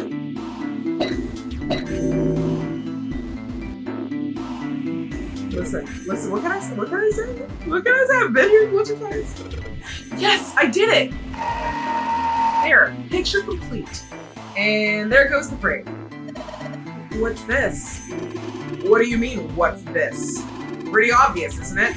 It's a hole in the wall. Like a hidden safe or something, you know? Anyway, let's take a look. I think there's something inside. Hey! A Mars key! Whoa! This is one of those Mars symbols! The door at the end of the hallway.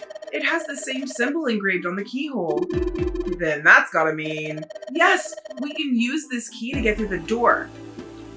Period. A key with the Mars symbol on it. We should be able to use this to open the door at the end of the hallway. Yay! Junpei messed around a bit with the key he had and looked blankly at the picture that slid down. What's the deal with this picture anyway? Santa had only been mumbling to. Should I actually look at this picture and maybe form an opinion myself? Is this the ink blot test all over again? I'm seeing not much. And I can't really point to y'all where I'm looking because I have no cursor. So if I had to really say something, I'm looking at the black. The black to me is the picture, not the white. There's somebody on the ground. There's blood. They're being stabbed. I think, but also maybe stomped on. And there also might be a horse, but that also kind of looks like a chess piece. And that's what I got. She looked at the picture and paused. I think I've seen this picture before. Where? In a book. There's a British biochemist named Sheldrake. He has a rather interesting theory. I saw this picture in his book. What's this interesting theory? Morphogenetic fields, which relies on the theory of morphic resonance. Man, I can't deal with this. Just listening to you talk about it is giving me a headache. Santa put his hands on his head as though he were in great pain. Lotus merely arched an eyebrow in his direction and continued. It's not a difficult concept to grasp. In essence, he states that the shape of living organisms and their behavioral patterns are transmitted through a field not visible to the eye. What part of that isn't difficult, exactly? Lotus did not look pleased. All right, how about this? Theory of the telepathic mechanism. Telepathy? Yes, telepathy. Well, perhaps not exactly telepathy, but it's close enough for a simple approximation. Santa suddenly burst into laughter. Are you serious? Telepathy? Who do you think we are? Kids from the 70s? I can't believe someone would actually do serious research on something like that. Yes, I agree. Sorry to all the kids from the 70s catching that stray there. I don't know what beef he has with y'all. Lotus's response was surprisingly curt. Junpei had expected at least some conflict. I read the book, but I can hardly say I understood it. I'm in no position to defend or condemn anything it said. It was probably just someone latching onto a statistical outlier from some study and turning it into a ridiculous theory. There's no scientific merit to any of it, I'm sure. But even so, Anyway, I saw a picture like that one in his book. Lotus indicated the picture they'd all been looking at. After a moment, she walked up to the strange picture, examined it, and then spoke. Hey, what do you think this picture looks like? Santa answered first. What do you mean? Isn't it just like abstract or something like that?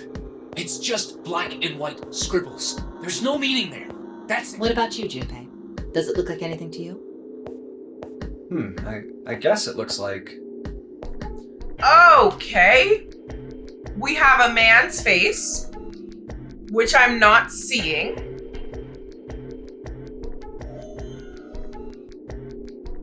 We have a butterfly, which I'm not seeing. We have koi. What does that mean? Koi, like a koi pond? That's the only koi I know. A koi fish. We have a dog. If I had to pick something so far, it's gonna be dog. And I don't even see a dog. A small boat floating in a lake.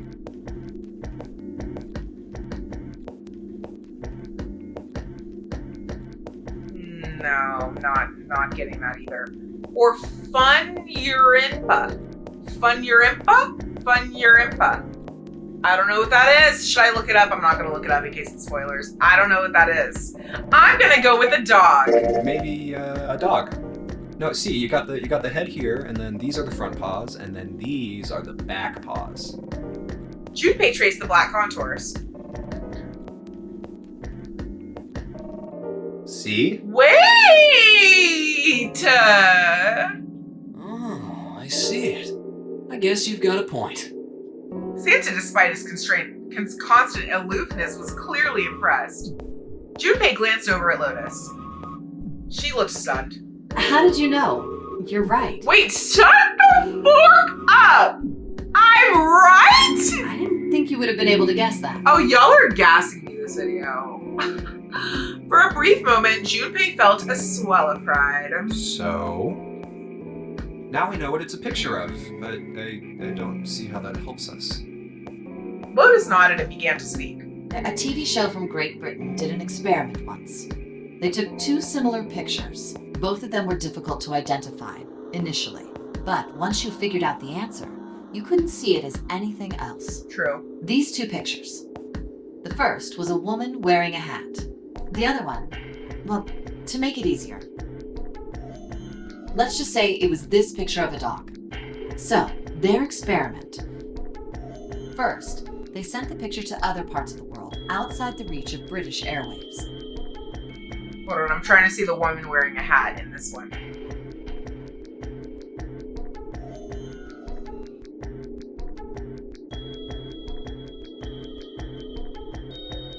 Is it sideways? I can see a woman wearing a hat if it's sideways, but not at this angle. To Ireland, the US, Africa, Europe. Hey, shout out to the British Airways, Ireland, the US, Africa, and Europe. Then, in each country, they gathered a number of test subjects, roughly 1,000 people. They were shown the two pictures and asked, what does this picture look like to you? The results weren't really interesting on their own. 9.2% of the people saw the lady in the lady picture. Oh, I see it. She's not wearing a hat though. That's her hair. 3.9% saw the dog in the dog picture. Then, 2 days later, they aired a new program on their show. I'm actually lit at me guessing dog, guys. During the 30-minute show, they broadcast the dog picture and its solution. The audience was estimated to be 200,000 people. After the broadcast, it was a safe bet that the number of people who knew the solution to the dog picture was at least that many. Okay. After another 2 days passed, they gathered more research subjects from areas outside the reach of British TV and radio. This time, they only found a sample of roughly 850 people. Naturally, none of them had participated in the first test. They were, however, given the same test and the same two pictures. The results were startling. 10% of the people saw the lady in the lady picture. I see the dog so clearly now, actually. The previous test sat at a 9.2% success rate. Not much of a change statistically. The dog picture, however, produced a very different result. The percentage of people able to successfully find the dog It went from 3.9% to 6.8%, a very significant increase. Is that very significant? So do you understand? Do you realize the significance of this experiment? No, I don't, Lotus. I fear I don't. There was no way the second group could have seen the picture. They lived far away from Britain and couldn't have seen it. But even so, it was only the success rate for the dog picture that went up. Why? How did that happen? What does it mean? Lotus looked back and forth from Junpei to Santa and back again. Normally calm and collected, she looked now as though she were very nearly possessed, and there was something manic about her manner. Don't like how that sounds. Santa took an involuntary step backward. Let's follow suit. Junpei didn't budge. Of course he didn't. He loves to die, and stared straight back into Lotus's eyes. Like, Junpei really said, if I die, I die, and I'm okay with it. And you know what? I don't agree, okay? Let me be a different character. Oh, wait, does this have something to do with that field? Or whatever it was that you were talking about earlier? A field not visible to the eye. So, if more people know the answer, then that information will pass through the field. That's wild. That's a wild concept that I don't think I believe. Huh. Psych.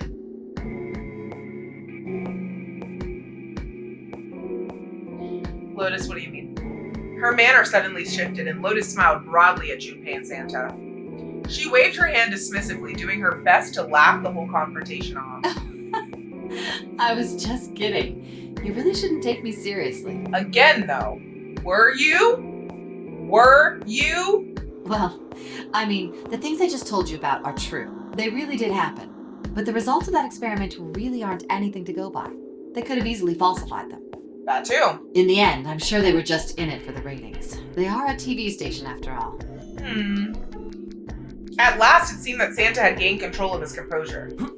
Right! Man, I gotta admit, you had me there for a minute. I, really thought you were serious. Of course not. Like I told you before, I'm sure it's all just pseudoscience. Again, it's just the vibes today are especially off. And I do not remember the vibes being this off this early in the first playthrough. Oh, okay, right.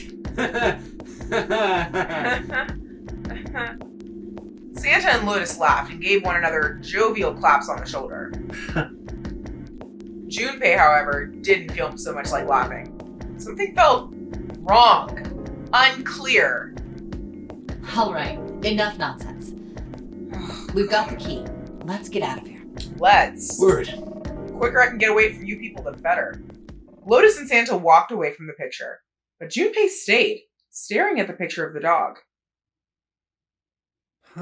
A field not visible to the naked eye. Morphogenetic field. The more he thought about it, the more his head hurt. Okay. All right, let's go to the hallway. I'll go get you. You guys head to the door. Okay. Roger that.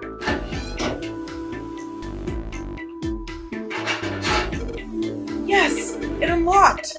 Good job, Junpei. Good job. Good. Now we can get going. Come on, what are you guys standing around for? Let's get out of here. Where's June Cake? I didn't hear June Cake.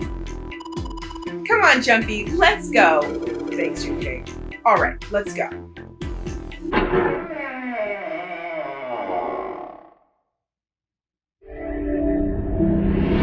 You found it!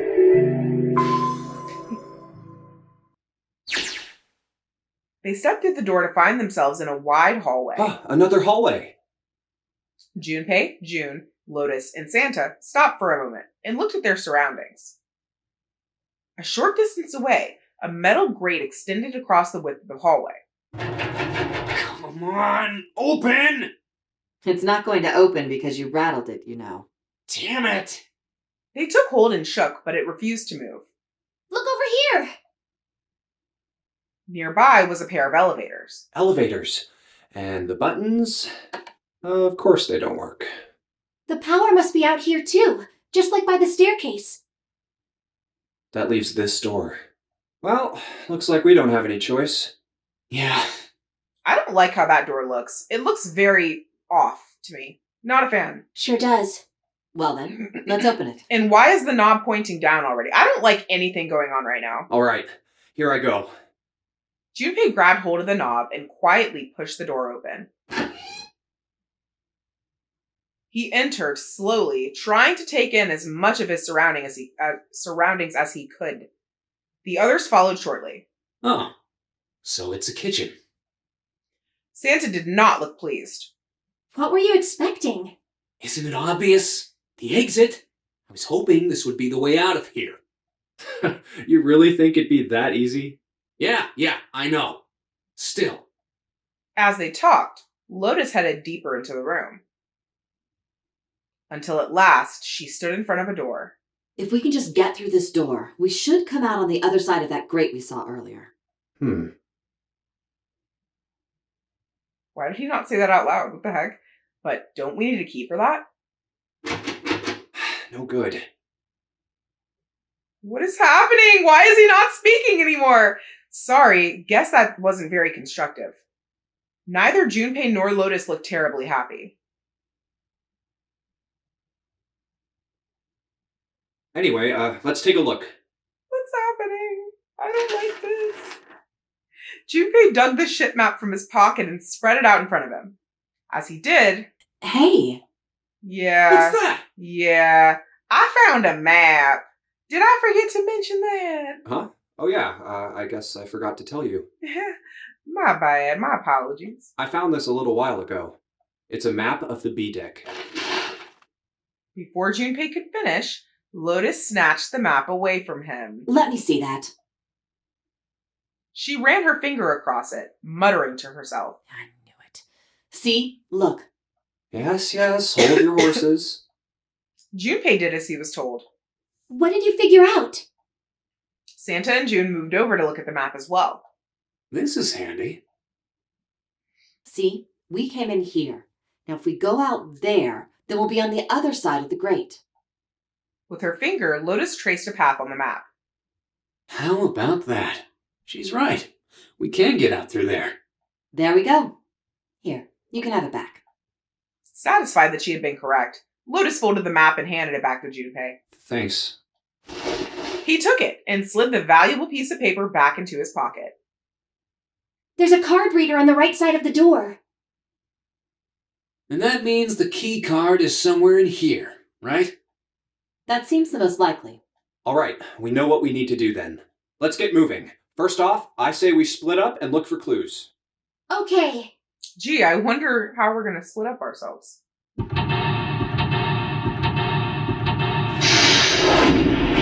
Seek a way out! Part 2! Okay. So, bottom left corner immediately, weird tank situation. To the right of that, we have a little countertop with some dough and a rolling pin and a bowl, maybe? To the right of that, I'm not sure. Some sort of appliance, probably. In the middle, we have a very long dual-sided countertop. Maybe a sink somewhere, maybe an oven somewhere, a lot of plates on top. And then we have some other appliances, platforms, countertops, something as well. Okay.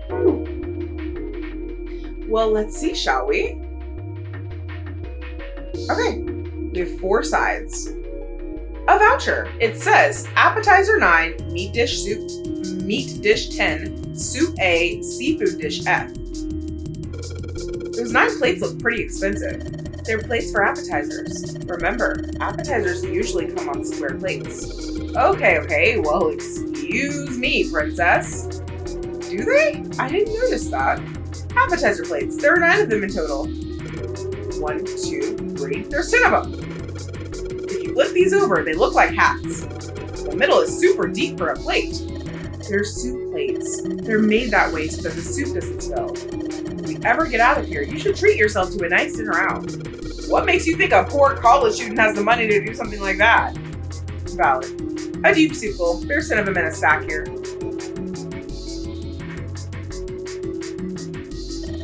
I think there are 15 of these plates. I'm assuming they're for seafood. How the hell can you tell that? They look just like any other plate from the 99-cent store. If you ever take a lady out to dinner, you're going to embarrass yourself. I feel sorry for June. Oh. Why the hell are you bringing up June? The lady doth protest too much, methinks. There's no way that's...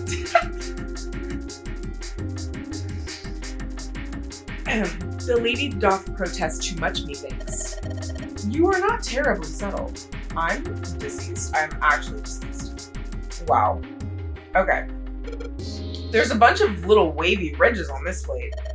Those plates are for serving meat. Ugh, you really are ignorant, aren't you? Come on, it's not like I need to know this crap. Jeez. There's a voucher at the end of the counter. This voucher doesn't match the number of plates on the table. It says appetizer 9, meat dish 10, soup A, seafood dish F on the voucher. And the plates on the table are 9 appetizers, 16 meat, 10 soup, 15 seafood. Maybe they're using hexadecimal here. And hexadecimal is, it's a number system that goes 8, 9, A, B, C, D, E, F, 10, 11. Why would you ever need that? Why would you ever need that? Who created that? No, Lotus, no. Why would I be familiar with that? That's the normal system. Oh, okay, sorry, yes, yeah, the normal one, yes. The base 10 equivalents for hexadecimal numbers would go like this. A, 10, B, 11. Didn't we deal with this already? And I didn't like it then either. But this, okay. Yeah, we did this. This was the puzzle that took me a second. C12, D13, E14, F15, and 10 equals 16. The 10 becomes 16 in base 10. I know it sounds strange, but you can think of it as just 6 letters added onto the normal number system after 9. A10, B11, C12, B13, E14, F15, 10, 16, and so on. I think I get it. But why would we need that? Hexadecimal. I wonder if it's some kind of hint. Yeah, maybe.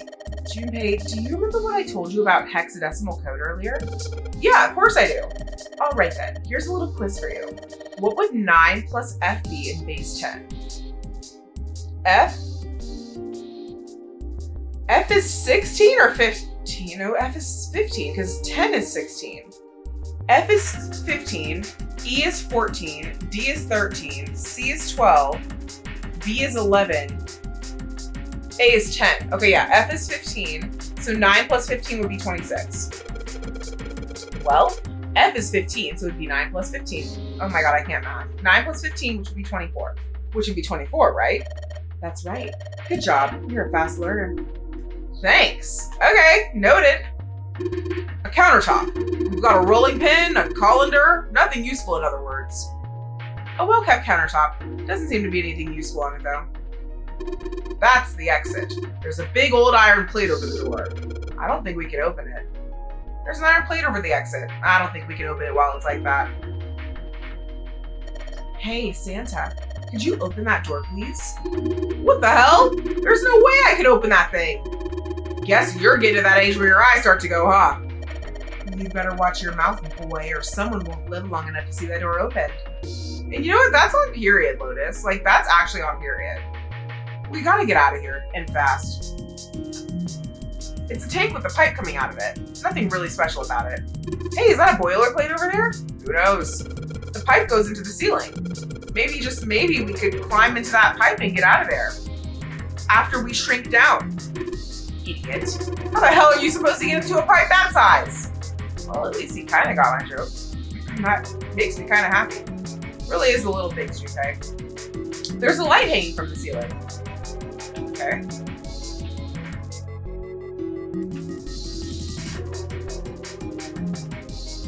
These little utensils hanging. Oh, there we go. It's kind of far away. I can't really tell, but is that a ladle? I don't really think a ladle is going to be very useful. Just an ordinary ladle. No reason to hang on to it. Okay.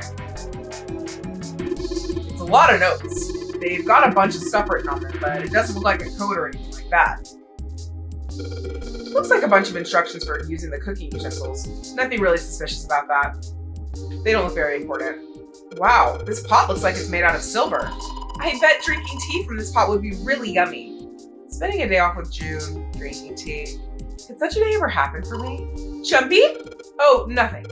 We don't really need hot water, so we should be moving on. There's a silver pot here. Ooh, it's a bolt, and it's really rusty. Will this even open? We won't know until we try. Let's give it a shot. All right, let's see if you're gonna come out. Damn, no dice. Ugh, a rusted bolt. This door won't open until we can do something about this bolt.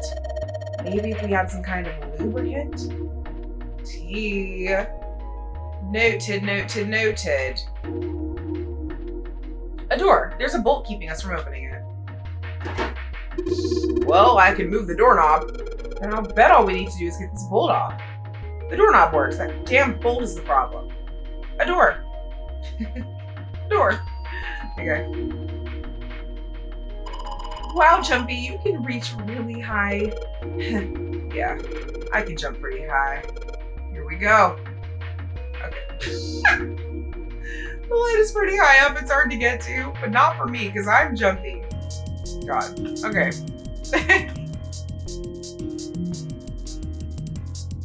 Maybe this table is for preparing food. There are plates everywhere. Wow, what a nice dish rack. I'd love to have that in my kitchen. Why don't you take it back with you? Are you offering to carry it for me? Why don't you ask Seven? You're kidding. You don't honestly think I'd let a piece like that into my home, do you? The dish rack is filled with plates and cups. It's a partition that splits the room. Nothing suspicious about that. They're lights, buddy. Nothing weird about that. Lights to light up the room. They're doing a great job. All right, it's going. Do you think this is all part of Zero's plan? Probably. Kinda hard to believe there's a chef on board somewhere. It's a grill. There's some coals down there. They're bright red. A grill ready to grill. I wonder what this drawer is. You see the metal grate on top of the grill? They make it like that so that the fat and juices can drip off into the meat, while it cooks. The drawer seems to be stuck. It won't open. Looks like the area underneath the plate opens up. No, you can't. I already checked. It's sealed shut. I think that's where the coal goes. This is apparently the area where you put the coal. It's sealed shut. We can't get it open. Okay.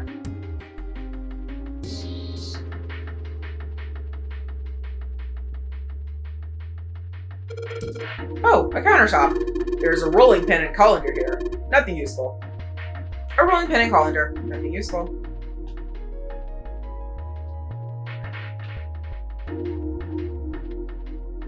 Ladder or step ladder, guys. Weigh in now. Damn it. There's nothing in here. Hey, Santa, digging through the trash really suits you. What the hell did you say? Listen, lady, I did you a favor. I knew you'd just piss me off and moan. Oh, piss and moan, so I did it for you. Oh my. I don't recall asking you to do anything. Ugh, I ought to throttle you.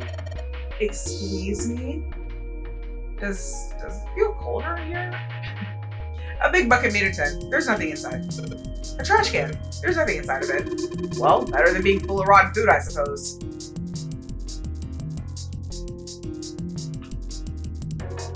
A sink. It's still got water in it. There's a couple of plates in there, but I don't think they're gonna help us much. A sink with water in it. There's a couple of plates in the water. A whetstone. Okay. A whetstone? What are you planning to do with that?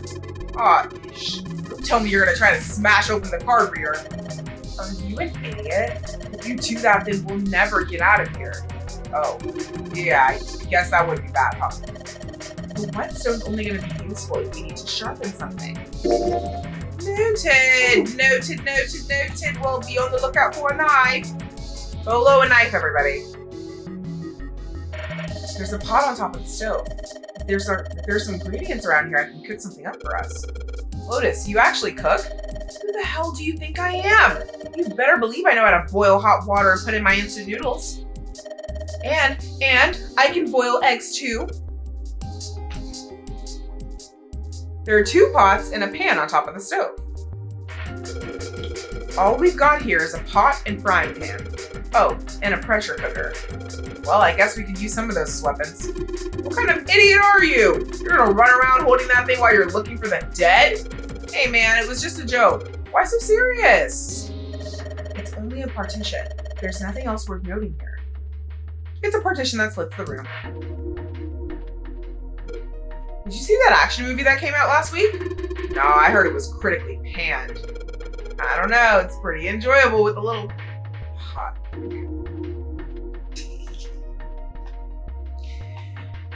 Oh god.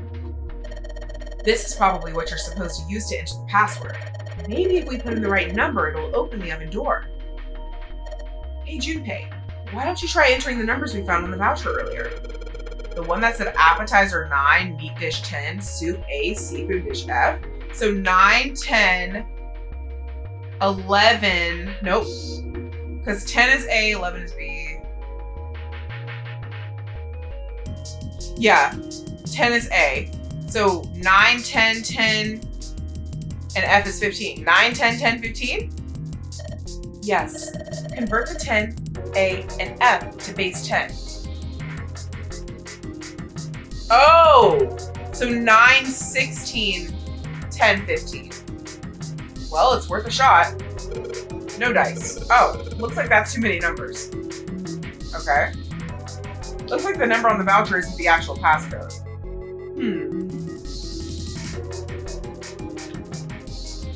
There's some bottles of seasoning in here.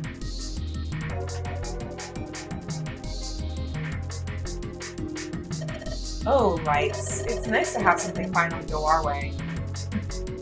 There are a bunch of lights lighting up the room. This is the door we came in through. It's not locked, so we could go back out, but what's the point of that, right? All that's out there is an iron gate and a dead-end hallway. Yup. Might as well be locked for all the good going back out there we would do. Okay. Damn it! Didn't work. It doesn't matter how many times you try it. This door isn't going to open until we've solved all the puzzles in this room. I'm sure this is all a part of Zero's plan. I just can't imagine what his motives could be. The door's locked. It's a card reader. Since the light's red, I figure it's probably still locked. Key card for it's got to be around here somewhere. Just got to find it. Okay. I fear I didn't see a knife, though? This looks like a serving table. I would imagine food is put here after it's prepared so that the waitresses and waiters can take it to the customers. But something doesn't seem right here. Why are there so many plates?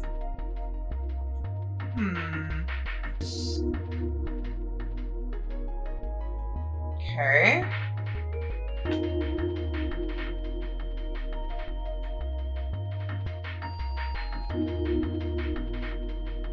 Nine is 9 even in hexadecimal and decimal.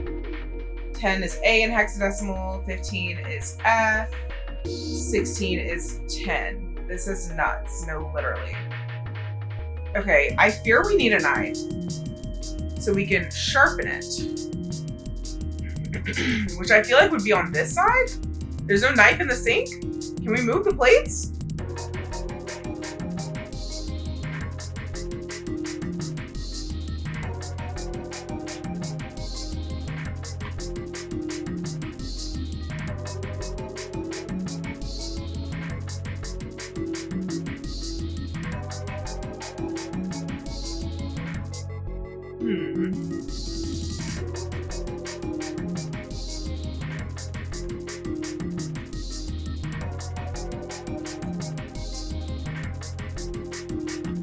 Okay.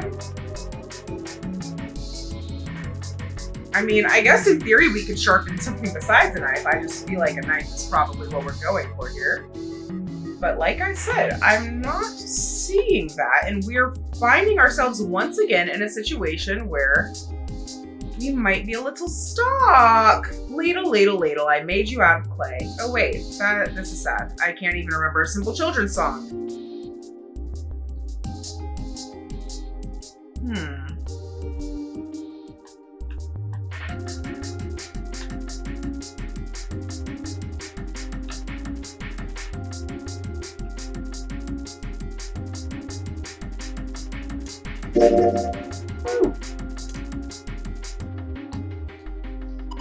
This table looks really old-fashioned. Probably means this is an old boat. This table is old enough to be an antique. It probably is an antique. Okay, what have I not clicked on? Because, whoa! New room just dropped. Hello. Okay. Consider my question answered. This shelf has a white cloth on it. Hey. There's so much stuff in here. A whole lot of cans. This is probably a pantry. There are cans lining every shelf in here. Wooden box on the second row, though. There are cans lining every shelf in here. Knife! A rusty knife?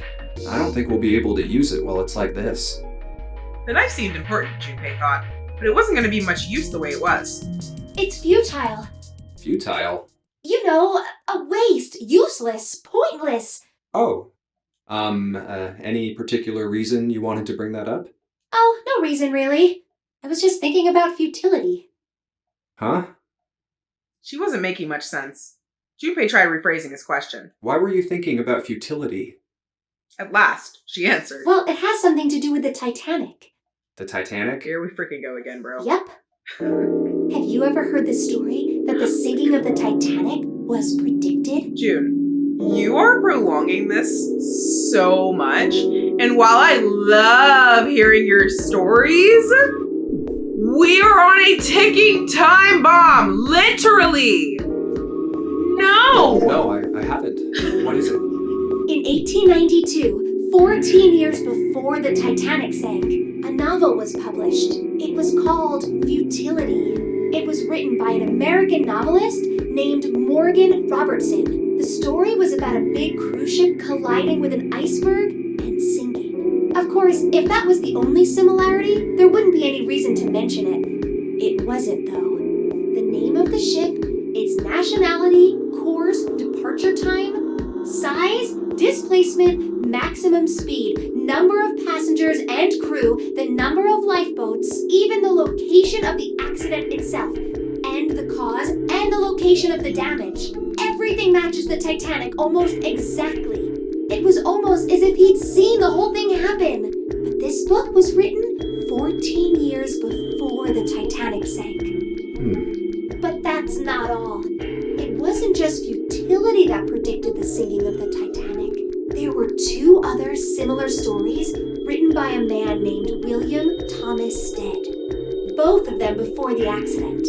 One in 1886 and one in 1892. Stead wrote two stories that had striking similarities to the Titanic disaster. In one, two ships collided. Many of the passengers died because there weren't enough lifeboats. In the other, a ship collided with an iceberg and sank. See, I don't know what level of delusion y'all are, but the level of delusion I am. Now, if the water is freezing cold, that's obviously a different story. But I genuinely think if I ever got shipwrecked and I found myself in the middle of the ocean, I think I could float long enough for somebody to save me. Like, I promise you I'm not picking up on the fumes everybody else is on this game right now. I genuinely believe I could just lay on my back and just chill for like hours until somebody saved me. I hope to never have to prove that theory correct or incorrect. I don't know. I mean, I'll give you that it seems a little weird, but I'm pretty sure it wasn't too uncommon for ships to hit icebergs back in the day, or even other ships. Right, I knew you'd say that. But what if Stead had some sort of special powers? June, please for the love of God come back to To me. be more specific, Like, what if he had the ability to do automatic writing? What? Automatic writing? Wait, are Are you talking about when someone's possessed by a spirit and then they write a bunch of stuff without knowing what they're writing? Yes, What do you mean, yes? That stuff's a load of bull.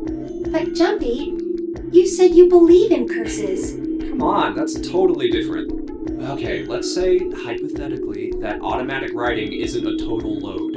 These guys still couldn't have predicted the sinking of the Titanic. When this Stead dude wrote his thing, nobody had died on the Titanic yet. So if automatic writing is about being possessed by dead people, who the hell possessed him so he could write that stuff? That's a really good point. That's not it. What's not it? Stead wasn't possessed by a spirit. He was doing the possessing. Oh. What are you smoking? No, literally. William Thomas Stead was a passenger on the Titanic. He just wrote down what he saw with his own eyes 20 years before it happened. He decided it was probably best to say nothing. What June was saying was insane and utterly absurd. If he tried to take what she was saying seriously, he'd go mad. Junpei smiled uncomfortably. Well, why don't we talk about this some other time, okay? Great idea, preferably not on the death ship. Huh? But Her voice trailed off, and she glanced at the floor, troubled. Come on, let's get back to it. Junpei tapped June gently on the shoulder and awkwardly reached around her to pick up the knife from the box. Okay. We're really in trouble. We're really in trouble. I know I'm just repeating myself, but this is really a futility moment. That blade is so rusty. Yeah, I know. We can't cut a dang thing with the knife like this. If we're going to cut anything, we probably have to sharpen the knife. Well, what? That's crazy. It's so crazy that she were to say something like that. That's so crazy. Maybe I'll use the whetstone to sharpen the knife. The blade of the knife is getting sharper by the second. I should be able to cut something pretty good with this. Hey! We got a knife. We got a knife. The light for the pantry. Cheese. Hey, there's something behind the cheese. You're right. Why don't we move some of the cheese? All right, guys, time to move it. June and I need to look behind you. There's a little green bottle back there. Bottle of oil! Oh, look, cooking oil. You could probably use this to make something slippery. Period. Okay. Any other cheese surprises? This is Gouda cheese, the most famous Dutch cheese. If you don't cut open the casing, it usually won't go bad. So you can store it at room temperature for quite a while. So we can eat this? Most likely. I'm not hungry at all. I guess it's hard to get hungry in a situation like this. There's cheese. Cheese. Still cheese. And more cheese. We got cheese. More cheese. More cheese. And finally cheese. Okay. Oh, there's milk in here. Milk in an iron barrel? Judging by the rust, it's probably really old. Maybe we shouldn't open it up. I don't think it'd be a pretty sight. Or smell. God. Ugh. Okay. We good in here? We good in here, people? It looks like some kind of large tin container. Well, it's empty. Okay. Gorgeous. All right, guys, I think we got what we needed. Let's start with our lube. This bolt is rusted in place. It won't budge. Of course. Maybe if I put some oil on it. Hey, just a little bit of oil and come on, you little son of a beach. Whoa. Yes, got you. You did it, Junpei. You're so smart. So smart. So smart, Junpei. Oh, as Junpei walked into the room, a blast of cold air washed over him. Almost instinctively, he folded his arms tight across his chest, doing what he could to conserve body heat. Oh, it's cold in here. What is this place? A freezer? Are you blind? It's a freezer. Santa's teeth had already begun to chatter. Hardly surprising. The freezer was far too cold for someone just as he was. Lotus, however, was in an even worse situation. Oh, no way. That's way too cold for me. Dead. I'll freeze solid in seconds. Sorry, but I'm afraid I'll have to pass on this. Santa, I'm going to do leave the not rest to you. say anything to her. With that, she ran out of the room. As Lotus left, June came in. Oh, whoa. It's really cold in here. White puffs of steam hovered in front of their faces as they talked. June had already started to shiver. Hey, you don't need to be in here. You had a fever just a little bit ago. You should stay outside. We got this. No, I'm fine. My fever's gone now.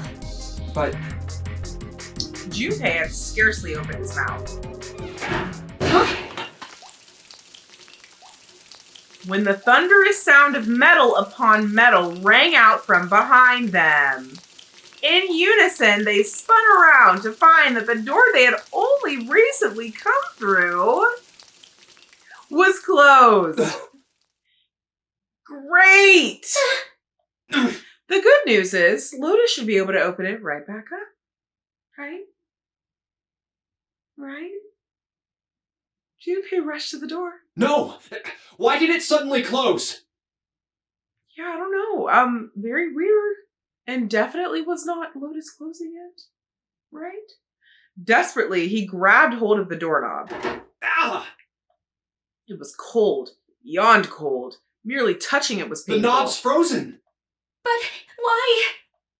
They quickly deduced that the pipe next to the door had ruptured. It looks like the pipe next to it broke, and... Water released by the rupture had hit the door and frozen instantly.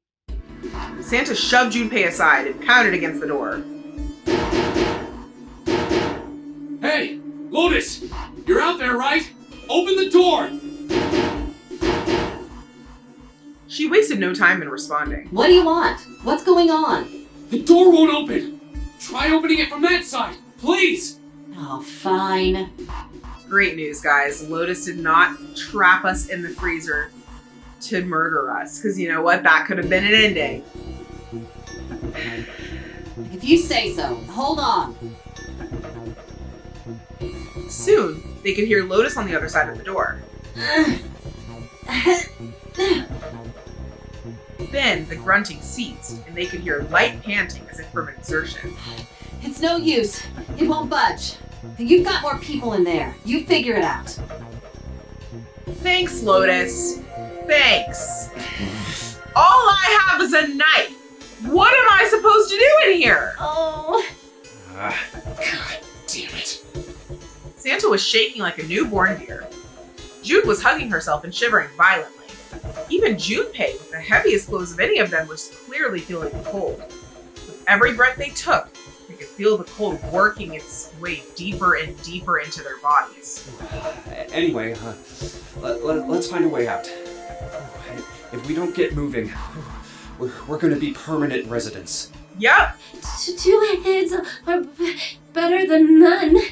I'm sure we'll figure something out. Who's the second? And why is it not 3 heads? Yeah, you're right. Let's just take a good look around this room, okay? For sure, Right. for sure, guys, for sure. They pushed in close to one another and began to search. There was no splitting up needed. Okay. Oh, dry ice? Dry ice? Can't you make that stuff cause an explosion if you seal it in something that's airtight? Explode? Yeah, didn't you do that in school? You should never underestimate the power of expanding gas. I did not do that in school. Okay. Cool. Noted. Freaking noted. Junpei picked up the dry ice with his sleeve so as to avoid burning himself. Dry ice is just frozen carbon dioxide, right? Yeah, it is. I wonder how warm it has to get for it to turn back into gas again. Hell if I know. How's that gonna help us anyway? Oh, well, I figured we might be able to use it to get out of here. They were about to move on when June spoke up. Carbon dioxide sublimation point is negative 109 degrees. Okay, scientist. Okay, Emma. Any warmer than that, and it'll turn into gas. Any lower, and it becomes a solid. Junpei looked at her, dumbfounded. Oh, how do you know that? Despite my looks, I'm the queen of random knowledge. What was that slip up for? Again, I don't trust any of them right now. Was she, okay. She almost said clean? What is that? Okay. Looks bad to mess up when you're showing off. Okay. She was just, the temperature is making her unable to speak clearly, I'm assuming. Oh, you're so cold your mouth's going numb? Oh, God. Yes, that's right. Yikes! You're just doing that on purpose, aren't you? Oh my freaking God. Okay, we have to go. Like, we have to go. June giggled and did her best to hide her guilt. At least she was still feeling good enough to joke around, Junpei told himself. Come on, guys. Don't you think that's kind of weird? Yes. I wonder why it doesn't turn into a liquid first. Santa was now shivering at an astounding rate, but his curiosity seemed unaffected. Junpei, he wanted out of the freezer now. It did seem rather odd. Respectfully, I'm not here to debate the temperatures of dry ice. His patience was wearing thin. How the hell would I know? And how the hell is that going to help us get out of here? We don't have time for this crap. But it can turn into a liquid. Junpei stopped mid-sentence, surprised by June's interjection.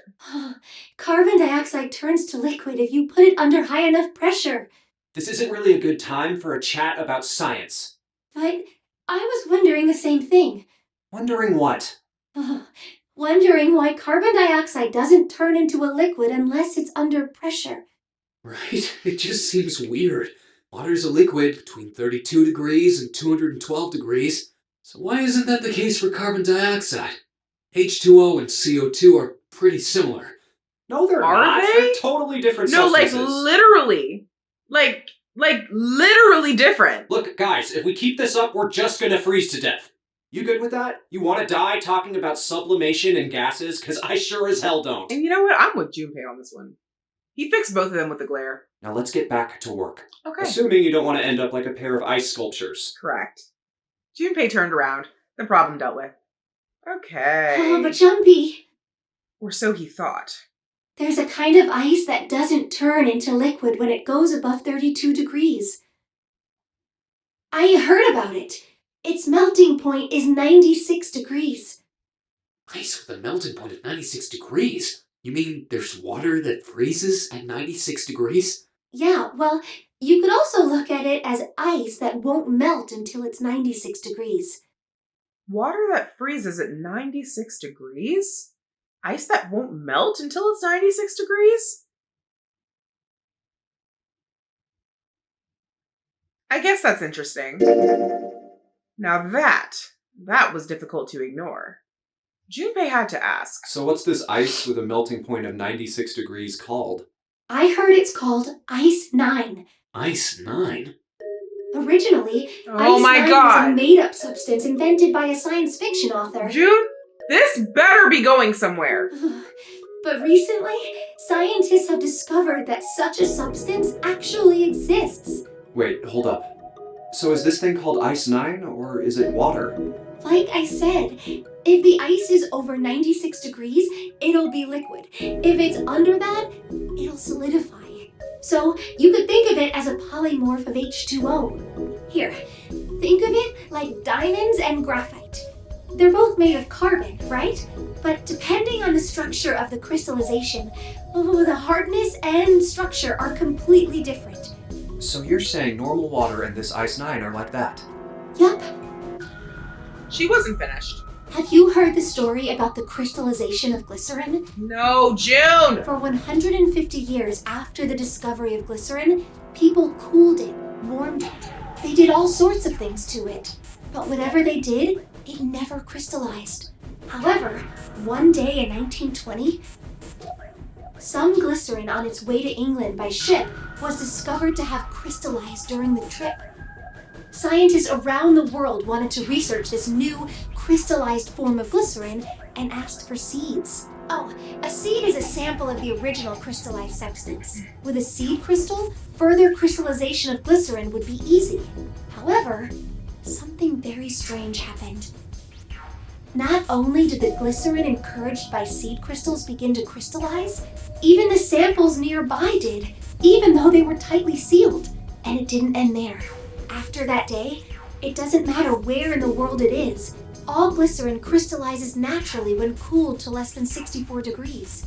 Before that day, no matter how glycerin was cooled, it refused to crystallize. But once the crystallization had begun, it was almost like, how do I put it?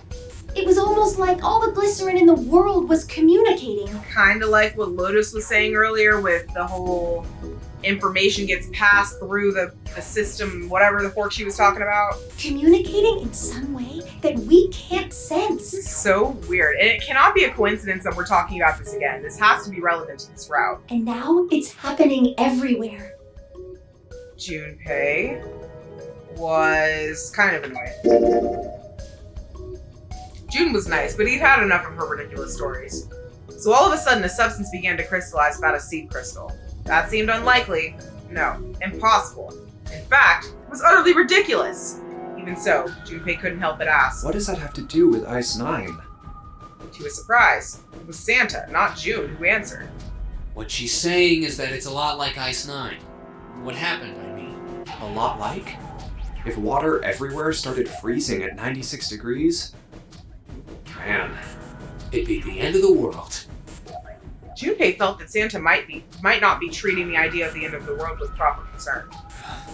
At any rate, we're not gonna have to worry about the end of the world unless we can get out of here pretty damn quick. So with that being said, can we get back to it, ladies and gents? He was right. Junpei shivered. Alright guys, I think that's enough of that. I didn't think we'd get quite this far off topic. I mean, I know I'm kinda at fault here, but we can't be screwing around anymore. So seriously, I might go by the name Santa right now, but I didn't grow up in Iceland. I freaking hate the cold. So let's get cracking, alright? We gotta find a way out of here. Seek a way out. Santa stomped off, clearly doing his best to pretend the cold wasn't affecting him. Selfish, isn't he? Still, Santa was right. And it was high time they got back to their search. Ice 9 is interesting and all, but we can discuss it more once we get out of this freezer. Junpei looked at June, nodded, and resumed his search of the room. God, okay. I wasn't done in here, you know. Oh, a frozen chicken. It's really hard. It's frozen stiff. Hey June, can you say that again?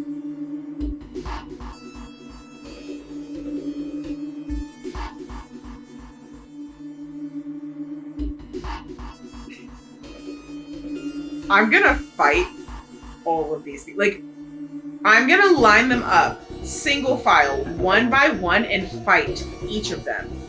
What is wrong with you? Junpei! No! Guys. Like, there's no way this is happening right now. Like, what am I playing?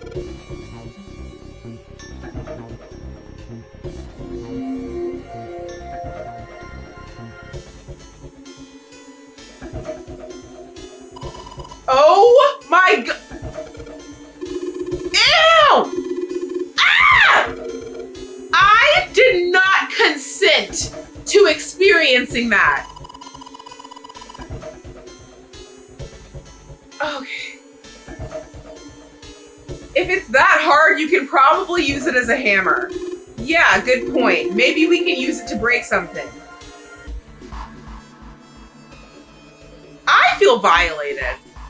Don't know about y'all. Jumpy, it's really hard. It's like a hammer. Maybe we can use this to crush something.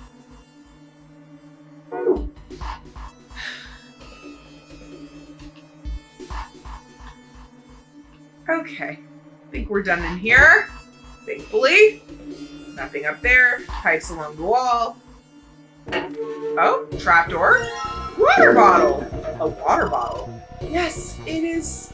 Oh, yes it is. It's an empty water bottle. The neck is pretty small. I don't think I could fit anything very big in here. Well, that shouldn't be a problem for you, Junpei. Sturdy rope. It's a rope. Well, we could use it to attach something to something else, I suppose. June has other ideas. Junpei has other ideas of what he can do with the rope, but thankfully he didn't say them. There isn't anything else in here that looks useful. Okay. There's some frozen meat up there. Looks like pork. Huh? What's this? Looks like a tag or something. Chunk of pork. Junpei, is there a slip of paper in that meat? I think there's something written on here, but I can't read it like this. If we try and pull it out, it'll probably rip. You need to defrost that. Don't think we're going to be doing that in this room. Chunk of pork with paper inside of it. We should be able to take it out once it's been defrosted. Everything's frozen in here. It doesn't look like there's anything else interesting. Okay.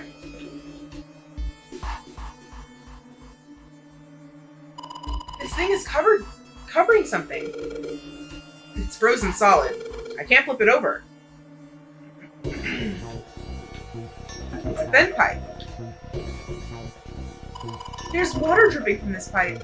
It looks like when the pipe burst, the water hit the doorknob and froze in its place. This water actually seems almost warm. What the hell?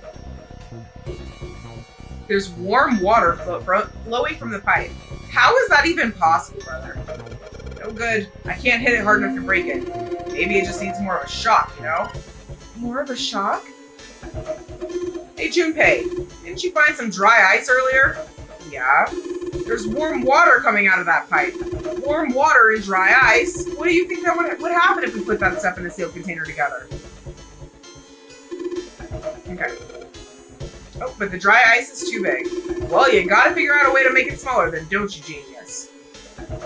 Okay. Oh my god. There's too much mist to see what's going on over at the other end. There's a window in the door, but it's pretty thick. We won't be able to break it. I need to crush the dry ice if I want to get it in the bottle. Okay. Now I think that's officially all the dialogue. Let's remember once again how to get to the items quickly, even though there was literally just a shortcut on the screen. One day we'll remember. Is that day today? It's not, but it will be one day. Okay, good. It's Y, by the way. My goodness. Okay. Let's see what we can combine here. Knife. Oop. Ta-da! The knife! Well, I guess the cold finally got to him. Yeah. Junpei, you're scaring me. Okay, knife plus dry ice equals smaller dry ice, correct? Nope. Ooh. Oh.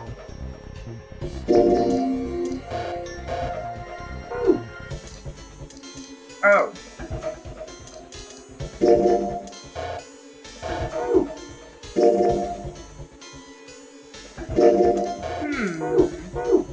Okay. We need to break the dry ice up somehow? I feel like I have all the items I can possibly have.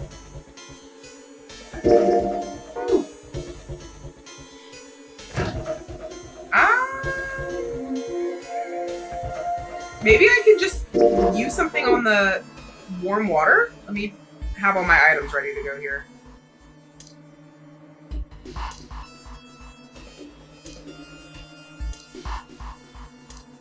Okay. I'm sorry.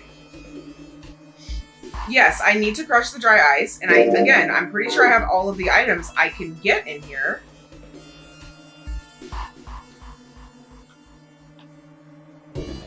Got everything out of here we can.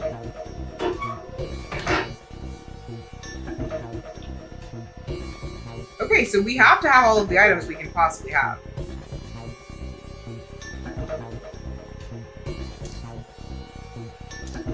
And again, if there's warm water, why can't I put the warm water in the water bottle and then use that in multiple things in multiple places in the room?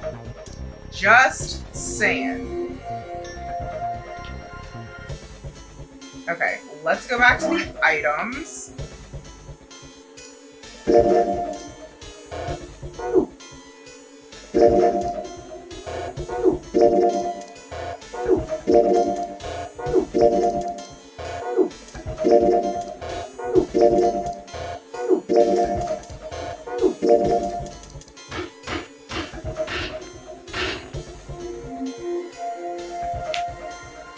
Oh, sorry, didn't think. Oh, because it's so hard. Because it was so hard, guys. Oh, my bad. My bad. I was a little distracted during that segment. I didn't register the hammer part. Dry ice, crumbled. God. Okay. Now what? Ooh. What the hell, Junpei? You're doing it wrong. You gotta put the crushed dry ice into the water bottle. I'm gonna put these pieces of dry ice into the water bottle. A water bottle with dry ice in it.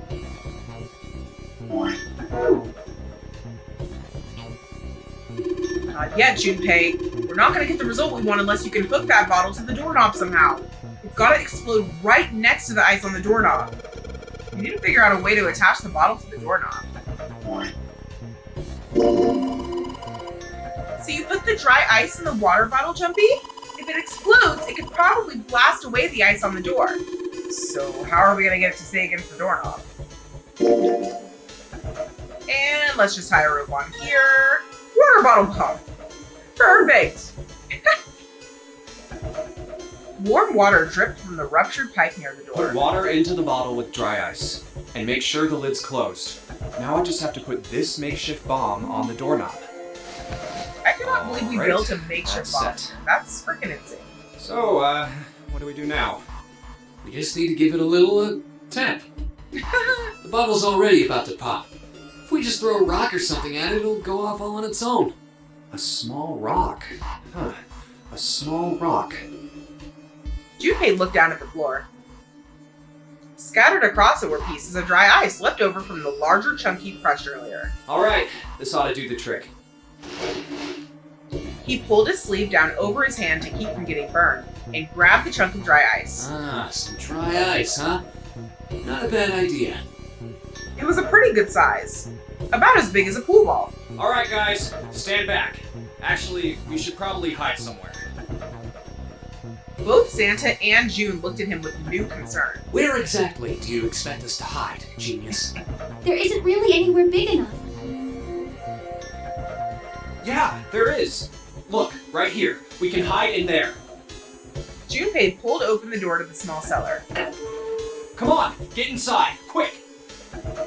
Santa and June nodded and jumped down into the hole. Junpei quickly followed. In his hand, he could feel the chill of the frozen carbon dioxide even through his sleeve.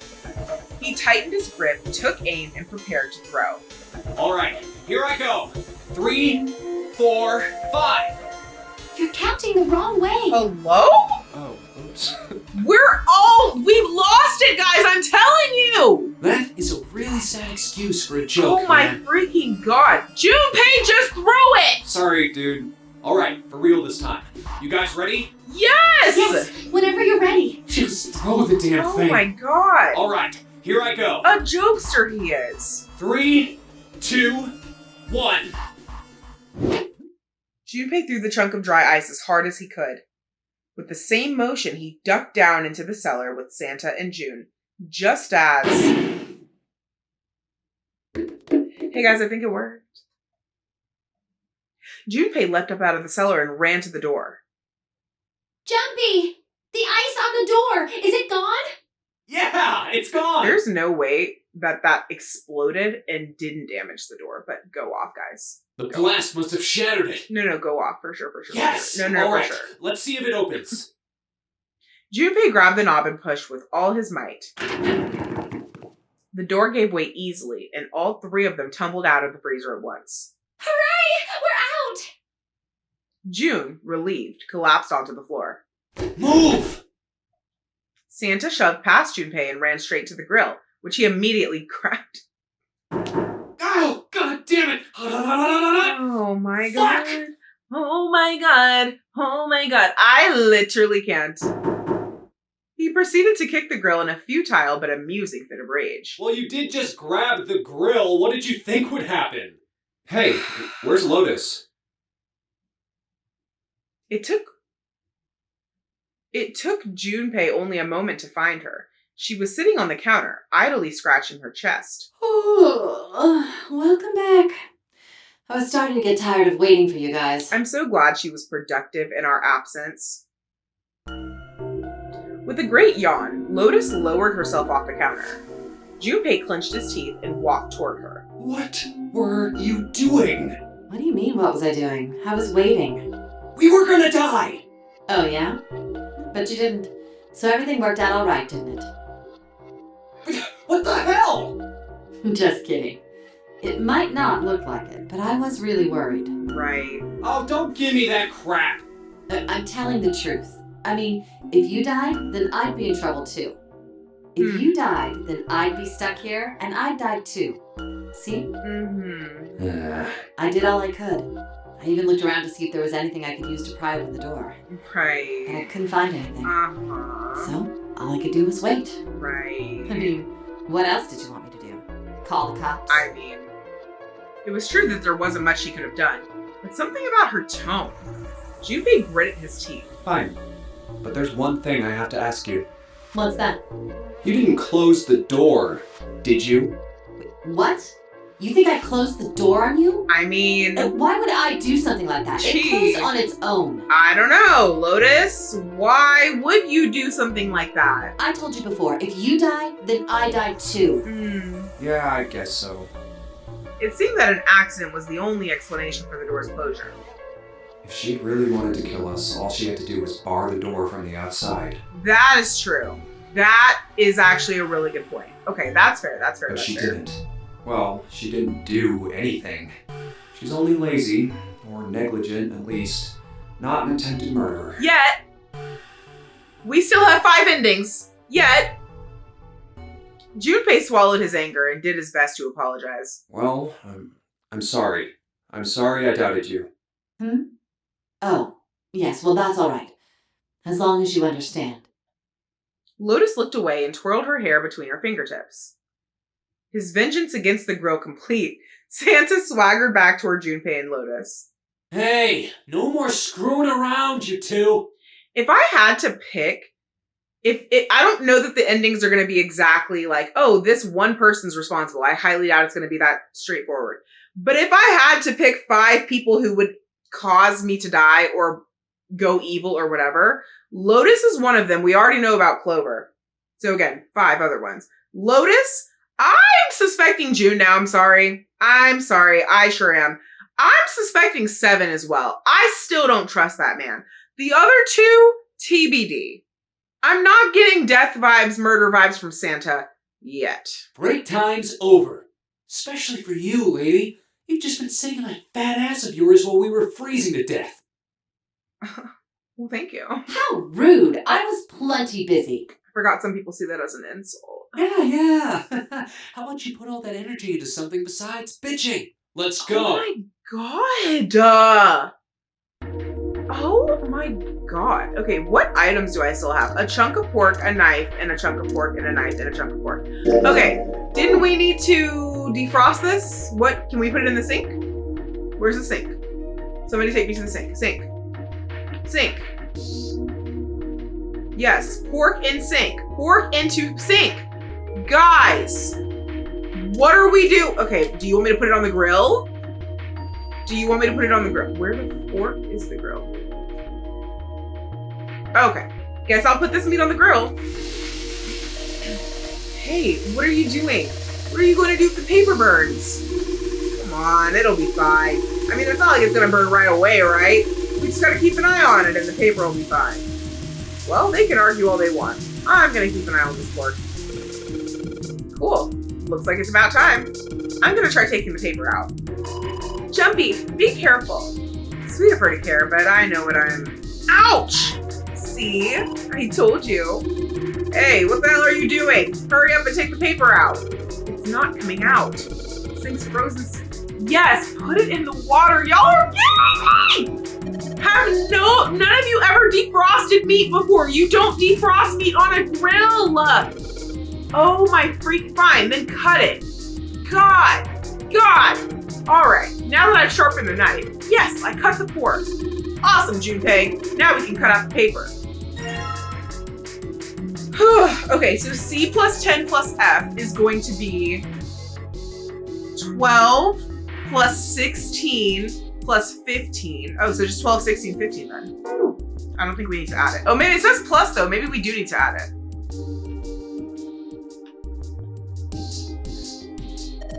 This is probably what you're supposed to use to enter the password. Maybe if we put in the right number, it'll open the oven door. Junpei, maybe the note you found earlier. Yeah, I know. Do you know how to enter those numbers? I think E is for enter and C is for clearing. So basically when I'm ready to submit my answer, I press E. So if I screw up, I just press C, right? Lotus on it. All right, let's give it a shot. What did I just say? 12, 16, 15. Oh, nope, I definitely need to add it. Okay. 12 plus 16 is 28 plus 15 is 33.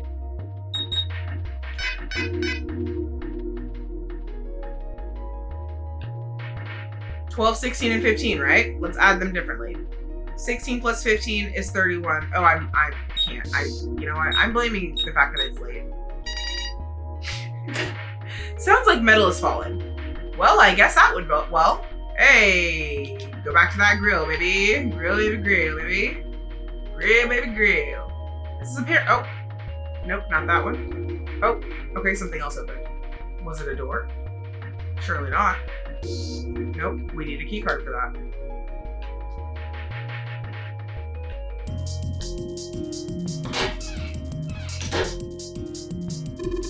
Hey Junpei, where do you think you're going?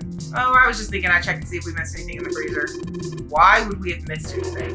We searched that whole damn place. We put our lives on the line, man. Yeah, I guess you're right. I don't need to go back in there. Okay, what just opened? Oh, is it one of these doors?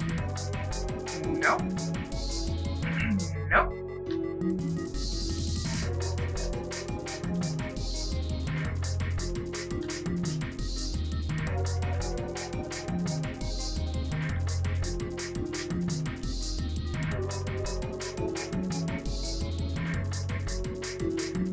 Okay. Hold on. Was there something below the... Ooh! Good job, Junpei. Saturn keycard! This looks like a lowercase h, but the line through it is throwing me off. This is the symbol for Saturn. Remember, there was an elevator next to the main staircase. Wasn't there a mark like this on the key card reader next to it? Oh yeah, I remember that. I guess that means that card ain't gonna help us get out of this room then. I'm not sure. Why don't we try it out? I mean, guys, there's no way we found a key card and it's not the key card, like, respectfully. Hey! Yes! I think it's unlocked now. You did it, Junpei! Let's get out of here! Period. You found it. You found it. Yay!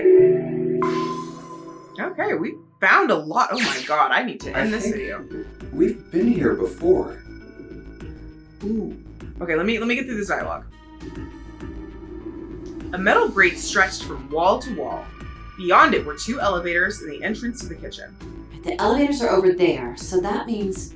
We went into the kitchen through that door and came out on this side. That means the map was right. Looks like. Then let's use it to plan our next move. Next move? Yeah, we need to decide where to go from here, don't we? He's right. Let's get started. From the looks of it, there are 4 possible routes.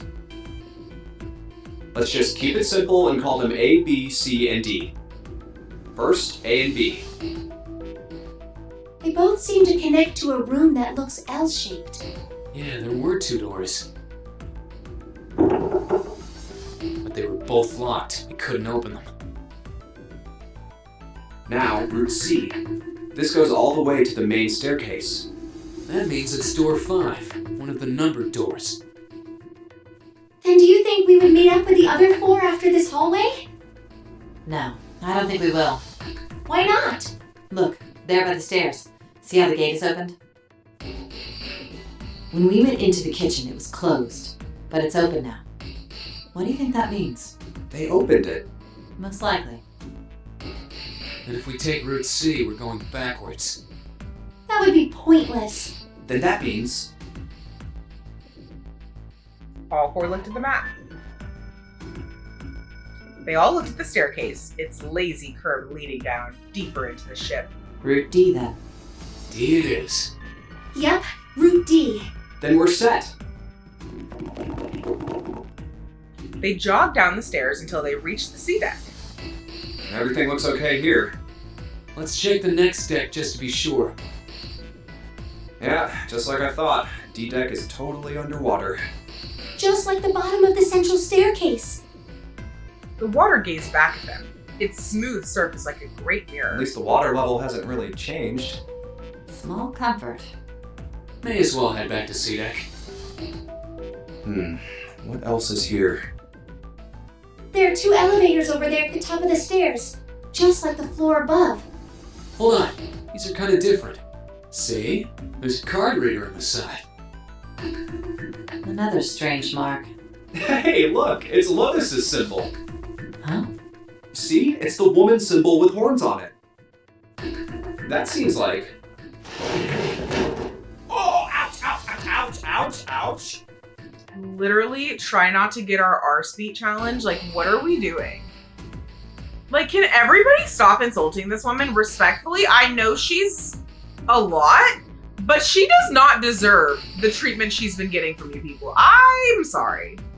She began to shake him violently, and he thought he heard a low growl coming from her throat. What was that about the mark again? Nothing. Such violence. Junpei began to wonder if she was not the devil itself. With an uncomfortable smile, June spoke up. This is a Mercury symbol. The horns symbolize the wings on Hermes' staff. Hermes, herpes, whatever. If we can't get this thing to work, these elevators aren't going anywhere. In other words, we need a key card with the Mercury symbol on it. Probably. I guess we can't get on then. Let's just disregard the elevators for now. How about this hallway on the left? Whoa, there's so many doors. They weren't sure how many, but certainly enough to be discouraging. Damn it. If we try and search all these, the sun's gonna go down before we've done half of them. I think the sun already set. I have a feeling this ship is the only thing that's going to be going down anytime soon. That's even worse. Well, we can come back to this hallway later. Let's check the hallway on the other side, shall we? Time to head back to the stairs. To their right was a small hallway. And now the right hallway. Quickly, they headed into it. It was approximately the same size as the alcove in front of the stairs. The hallway led toward the stern, and at its end was a set of double doors. There are doors here too. Well, I guess it's just 4 this time. Let's open it. Alright, let's start with this one. Junpei nodded and grabbed the one closest to him. He gave it a small tug and felt it move. Huh, it isn't locked. I'm going to open it. Thrilled to have found an unlocked door, he threw it open.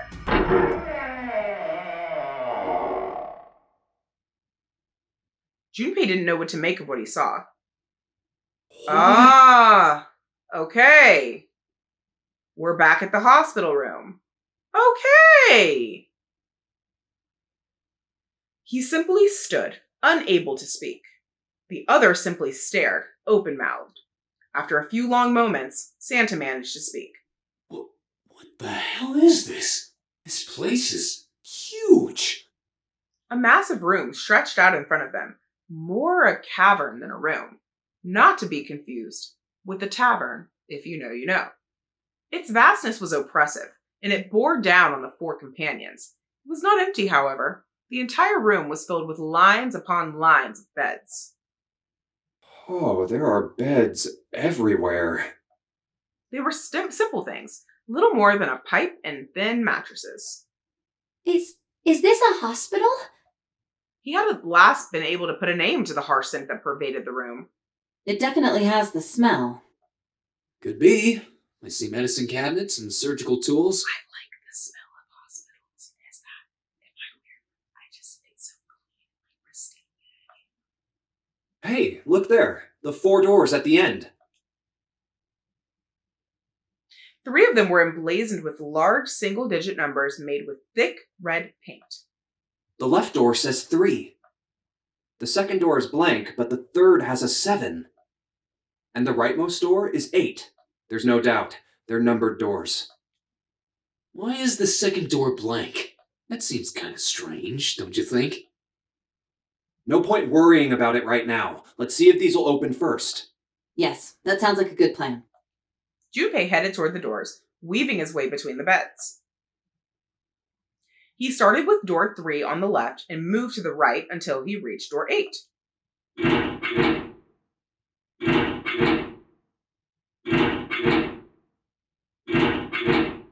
Oh, it's no use. Well, of course. If it was that easy to open these doors, what would be the point of the Nonary game? We have to activate the red, or the numbered doors won't... Wait a minute. What's wrong? Look, the display on the red. There's nothing on it. Huh? Don't you remember? The red at the central staircase? If no one was inside, it said vacant. Oh yeah, you're right. But this one, There's nothing on it. right? I wonder if it's broken. Only one way to find out. Risking your life by putting that's crazy. I'm sorry, I'm not doing that. I would just never do that. That's insane. Because, like, what if it wasn't broken? And then you just, no. Nope. It's not responding. Nope. Y'all are wild. All 4 took turns placing their hands over the red, but it refused to respond. They pulled at the lever and still, it did nothing. As they soon discovered, it wasn't the only red for door 8 that was behaving strangely. How about the red on door 7? And door 3? None of them are working. What does it mean? I knew it. They're broken. Zero sure sucks at maintenance. No, that's impossible. You really think Zero, who prepared all of this, would make such a stupid, simple mistake? Maybe, but that doesn't explain why this thing ain't working. It was at that moment that they heard a voice from behind them. I believe the bottom of the device has been removed. They spun around to see... Snake! Hi, Snakey Poo. Hey, Snake. So happy to see that you haven't gone missing. But it was more than just Snake. Hey! Clover! 7! Whole squad's here! Although they were glad to see one another, it wasn't terribly surprising that they had. Okay, this is the moment I want to check really quickly the menu. If I can once again, yep, okay. Nice! Okay! She is filled in! Okay, so we're currently... Where did it start us at? Got it. So I'm going to try to get here, I guess, and then here? Question mark? Let's see how much longer it takes, because we are, I think, over 3 hours in the video, something like that. She's a long one. Although they were glad to see one another, it wasn't terribly surprising that they had. If it had been the other party who'd opened the gate in the front of the kitchen, it wasn't unreasonable that they'd bump into one another eventually.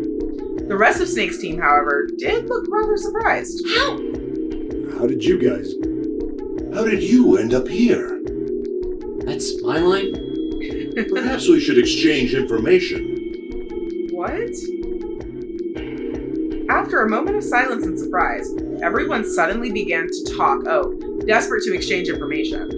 They talked about the rooms they'd been through and how they'd ended up in the same place. Of course, none of it was very useful information, but that hardly mattered.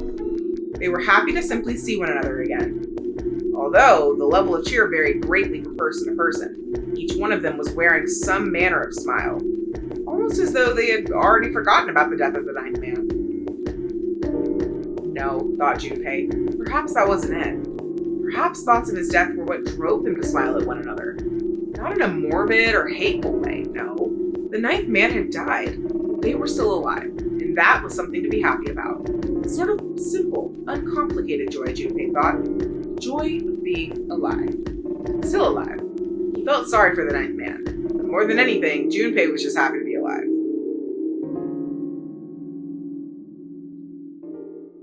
There you have it. Our half of the story. His part finished, Ace fell silent. For a moment, Junpei was silent in thought. Then he spoke. Okay, let me see if I got all this straight. When you guys got here, the bases for the reds were already gone. And you looked all over this room, but you couldn't find anything. So you figured that there might be something in the hallway with all the doors. So you went and had a look? Yeah. And while you were looking around, you heard... Uh-huh. So you followed the voices and came back here. Indeed. And that was how we found you. Why don't we check those 3 reds again, just in case? You're right. Huh. There's a long, thin gap on the bottom. I think it's a slot for something. Probably electronic. Well, this isn't good. If the red is inactive, we can't keep going. Well, what about that hallway over there? Isn't there anywhere else we can go? No, there isn't. There are plenty more hospital rooms, but nothing else. Hospital rooms. That's what's behind all those doors? Yes. There are a number of individual rooms in addition to this large one. There was a door at the end of the hallway, but it was locked. There was an astrological symbol engraved near the keyhole, however. I was able to get a good feel of it. I believe it was the symbol of Jupiter. Not again. Those goddamn things are everywhere. Santa hates planets, you guys. Like, do not tell him about Uranus. Don't Wonder do what it. they all mean. Don't do it. For a moment, everyone was silent, deep in thought. While we're asking what things mean, what's the deal with this room? I mean, I thought this was a cruise ship, but I can't imagine a cruise ship would have a hospital like this. Of all people, it was Seven who answered, and with calm confidence.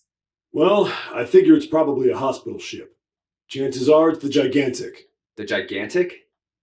Okay, this sounds familiar. I wonder if this is where it picks up.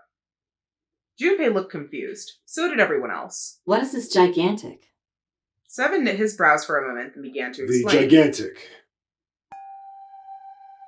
She Okay. was a sister ship to the Titanic. This, I in the early think, 20th century. I think this is where the dialogue overlaps with the first playthrough. So... Actually, the Gigantic was said to be one of them. They intended to make her a passenger liner, but the British Navy took her over and made her a hospital ship. At some point during the war, she ran aground afterwards, so she didn't end up sunk. What happened to her? One theory going around is that a man named Lord Gourdane seemed like he'd been one of the few to survive the Titanic sinking. That trauma turned him into some kind of obsessive collector. Soon enough, the guy wanted the Titanic itself, which was impossible, of course, but the Gigantic wasn't. So you're saying this Lord Gourdane bought this ship? Yeah, at least I think I am. That's impossible. No way we're in some boat that's almost 100 years old. Pipe down, just pay attention. What, that's it? Well, have you got any proof? Proof? Proof that this ship is really the Gigantic. Well, this ship's got stuff that's like the Titanic and the hospital ship. So, I just figured. Oh, for goodness. Don't tell me that's your only reason. No, I've got more. Like? Well, I mean, Seven looked around desperately, doing anything to avoid meeting Lotus's piercing stare. He scratched his head for a moment, then gave up. Finally, he opened his mouth. I don't know. Lotus sighed and shook her head. I guess your memory isn't back yet, is it? Yeah, sorry about that. Yeah, this is all Hey, familiar. whoa, wait a minute. Memory isn't back? Junpei was, he felt, legitimately shocked by what seemed to be new and very important information. Everyone else, however, seemed unimpressed. In fact, they all looked at Junpei as though he had said something very strange. Yeah. Your point being? He decided to revise his attitude for the next question. Wait, was I the only one that didn't know? Everyone nodded. Why? Oh, yeah, I guess I didn't tell you, huh? I told the rest of them before we ran into you on the stairs. I told them I couldn't remember a damn thing from before I woke up. What? Then, almost as if to save Junpei from further embarrassment, the ring of the bell. A bell began to ring from far away. Huh. A bell. It sounds like the clock in the main stairway. Junpei counted each chime carefully. 10, 11, 12. 12. It's midnight. Then we've still got 6 hours left, right? We don't have any time to screw around. Let's get going. We gotta find the missing parts for the Reds. What do you mean, find? How on earth do you propose we do that? We've looked everywhere in this room. That only leaves one place to look. One? Well, not just one. Hmm? Wait. Don't tell me you mean we need to search all of the other rooms. Don't freak out. We've already searched 4 of them. 4 rooms? We just have to split up the rest between the 8 of us. If each of us can do 6 rooms apiece, we'll have the other 48 rooms cleared in no time. There are 48 other rooms? Why is the text different from the spoken dialogue? Her earlier experiences had apparently not encouraged Lotus to trust Seven. Seven scratched his head awkwardly. Maybe? Alright, so everyone knows which area they're searching? Yeah. Yes! Junpei was chosen to search the rooms on the starboard side, moving from fore to aft. We'll all meet up when the clock goes off again. How about in that room with all the beds? Yeah, sounds straightforward enough. I'll shout if I find any of the components we need. I hope we can find them within the time limit. If we can't, then we'll just have to come up with another plan. Right. Then let's do this. The details decided, they left to begin searching. Out into the hallway they went, each to the rooms they'd been assigned. However,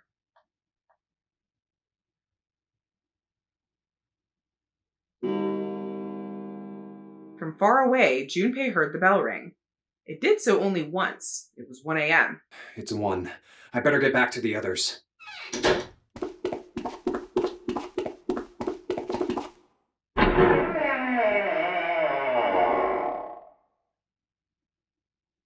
He jogged through the entrance of the large hospital room to find 6 of the others already there. Huh?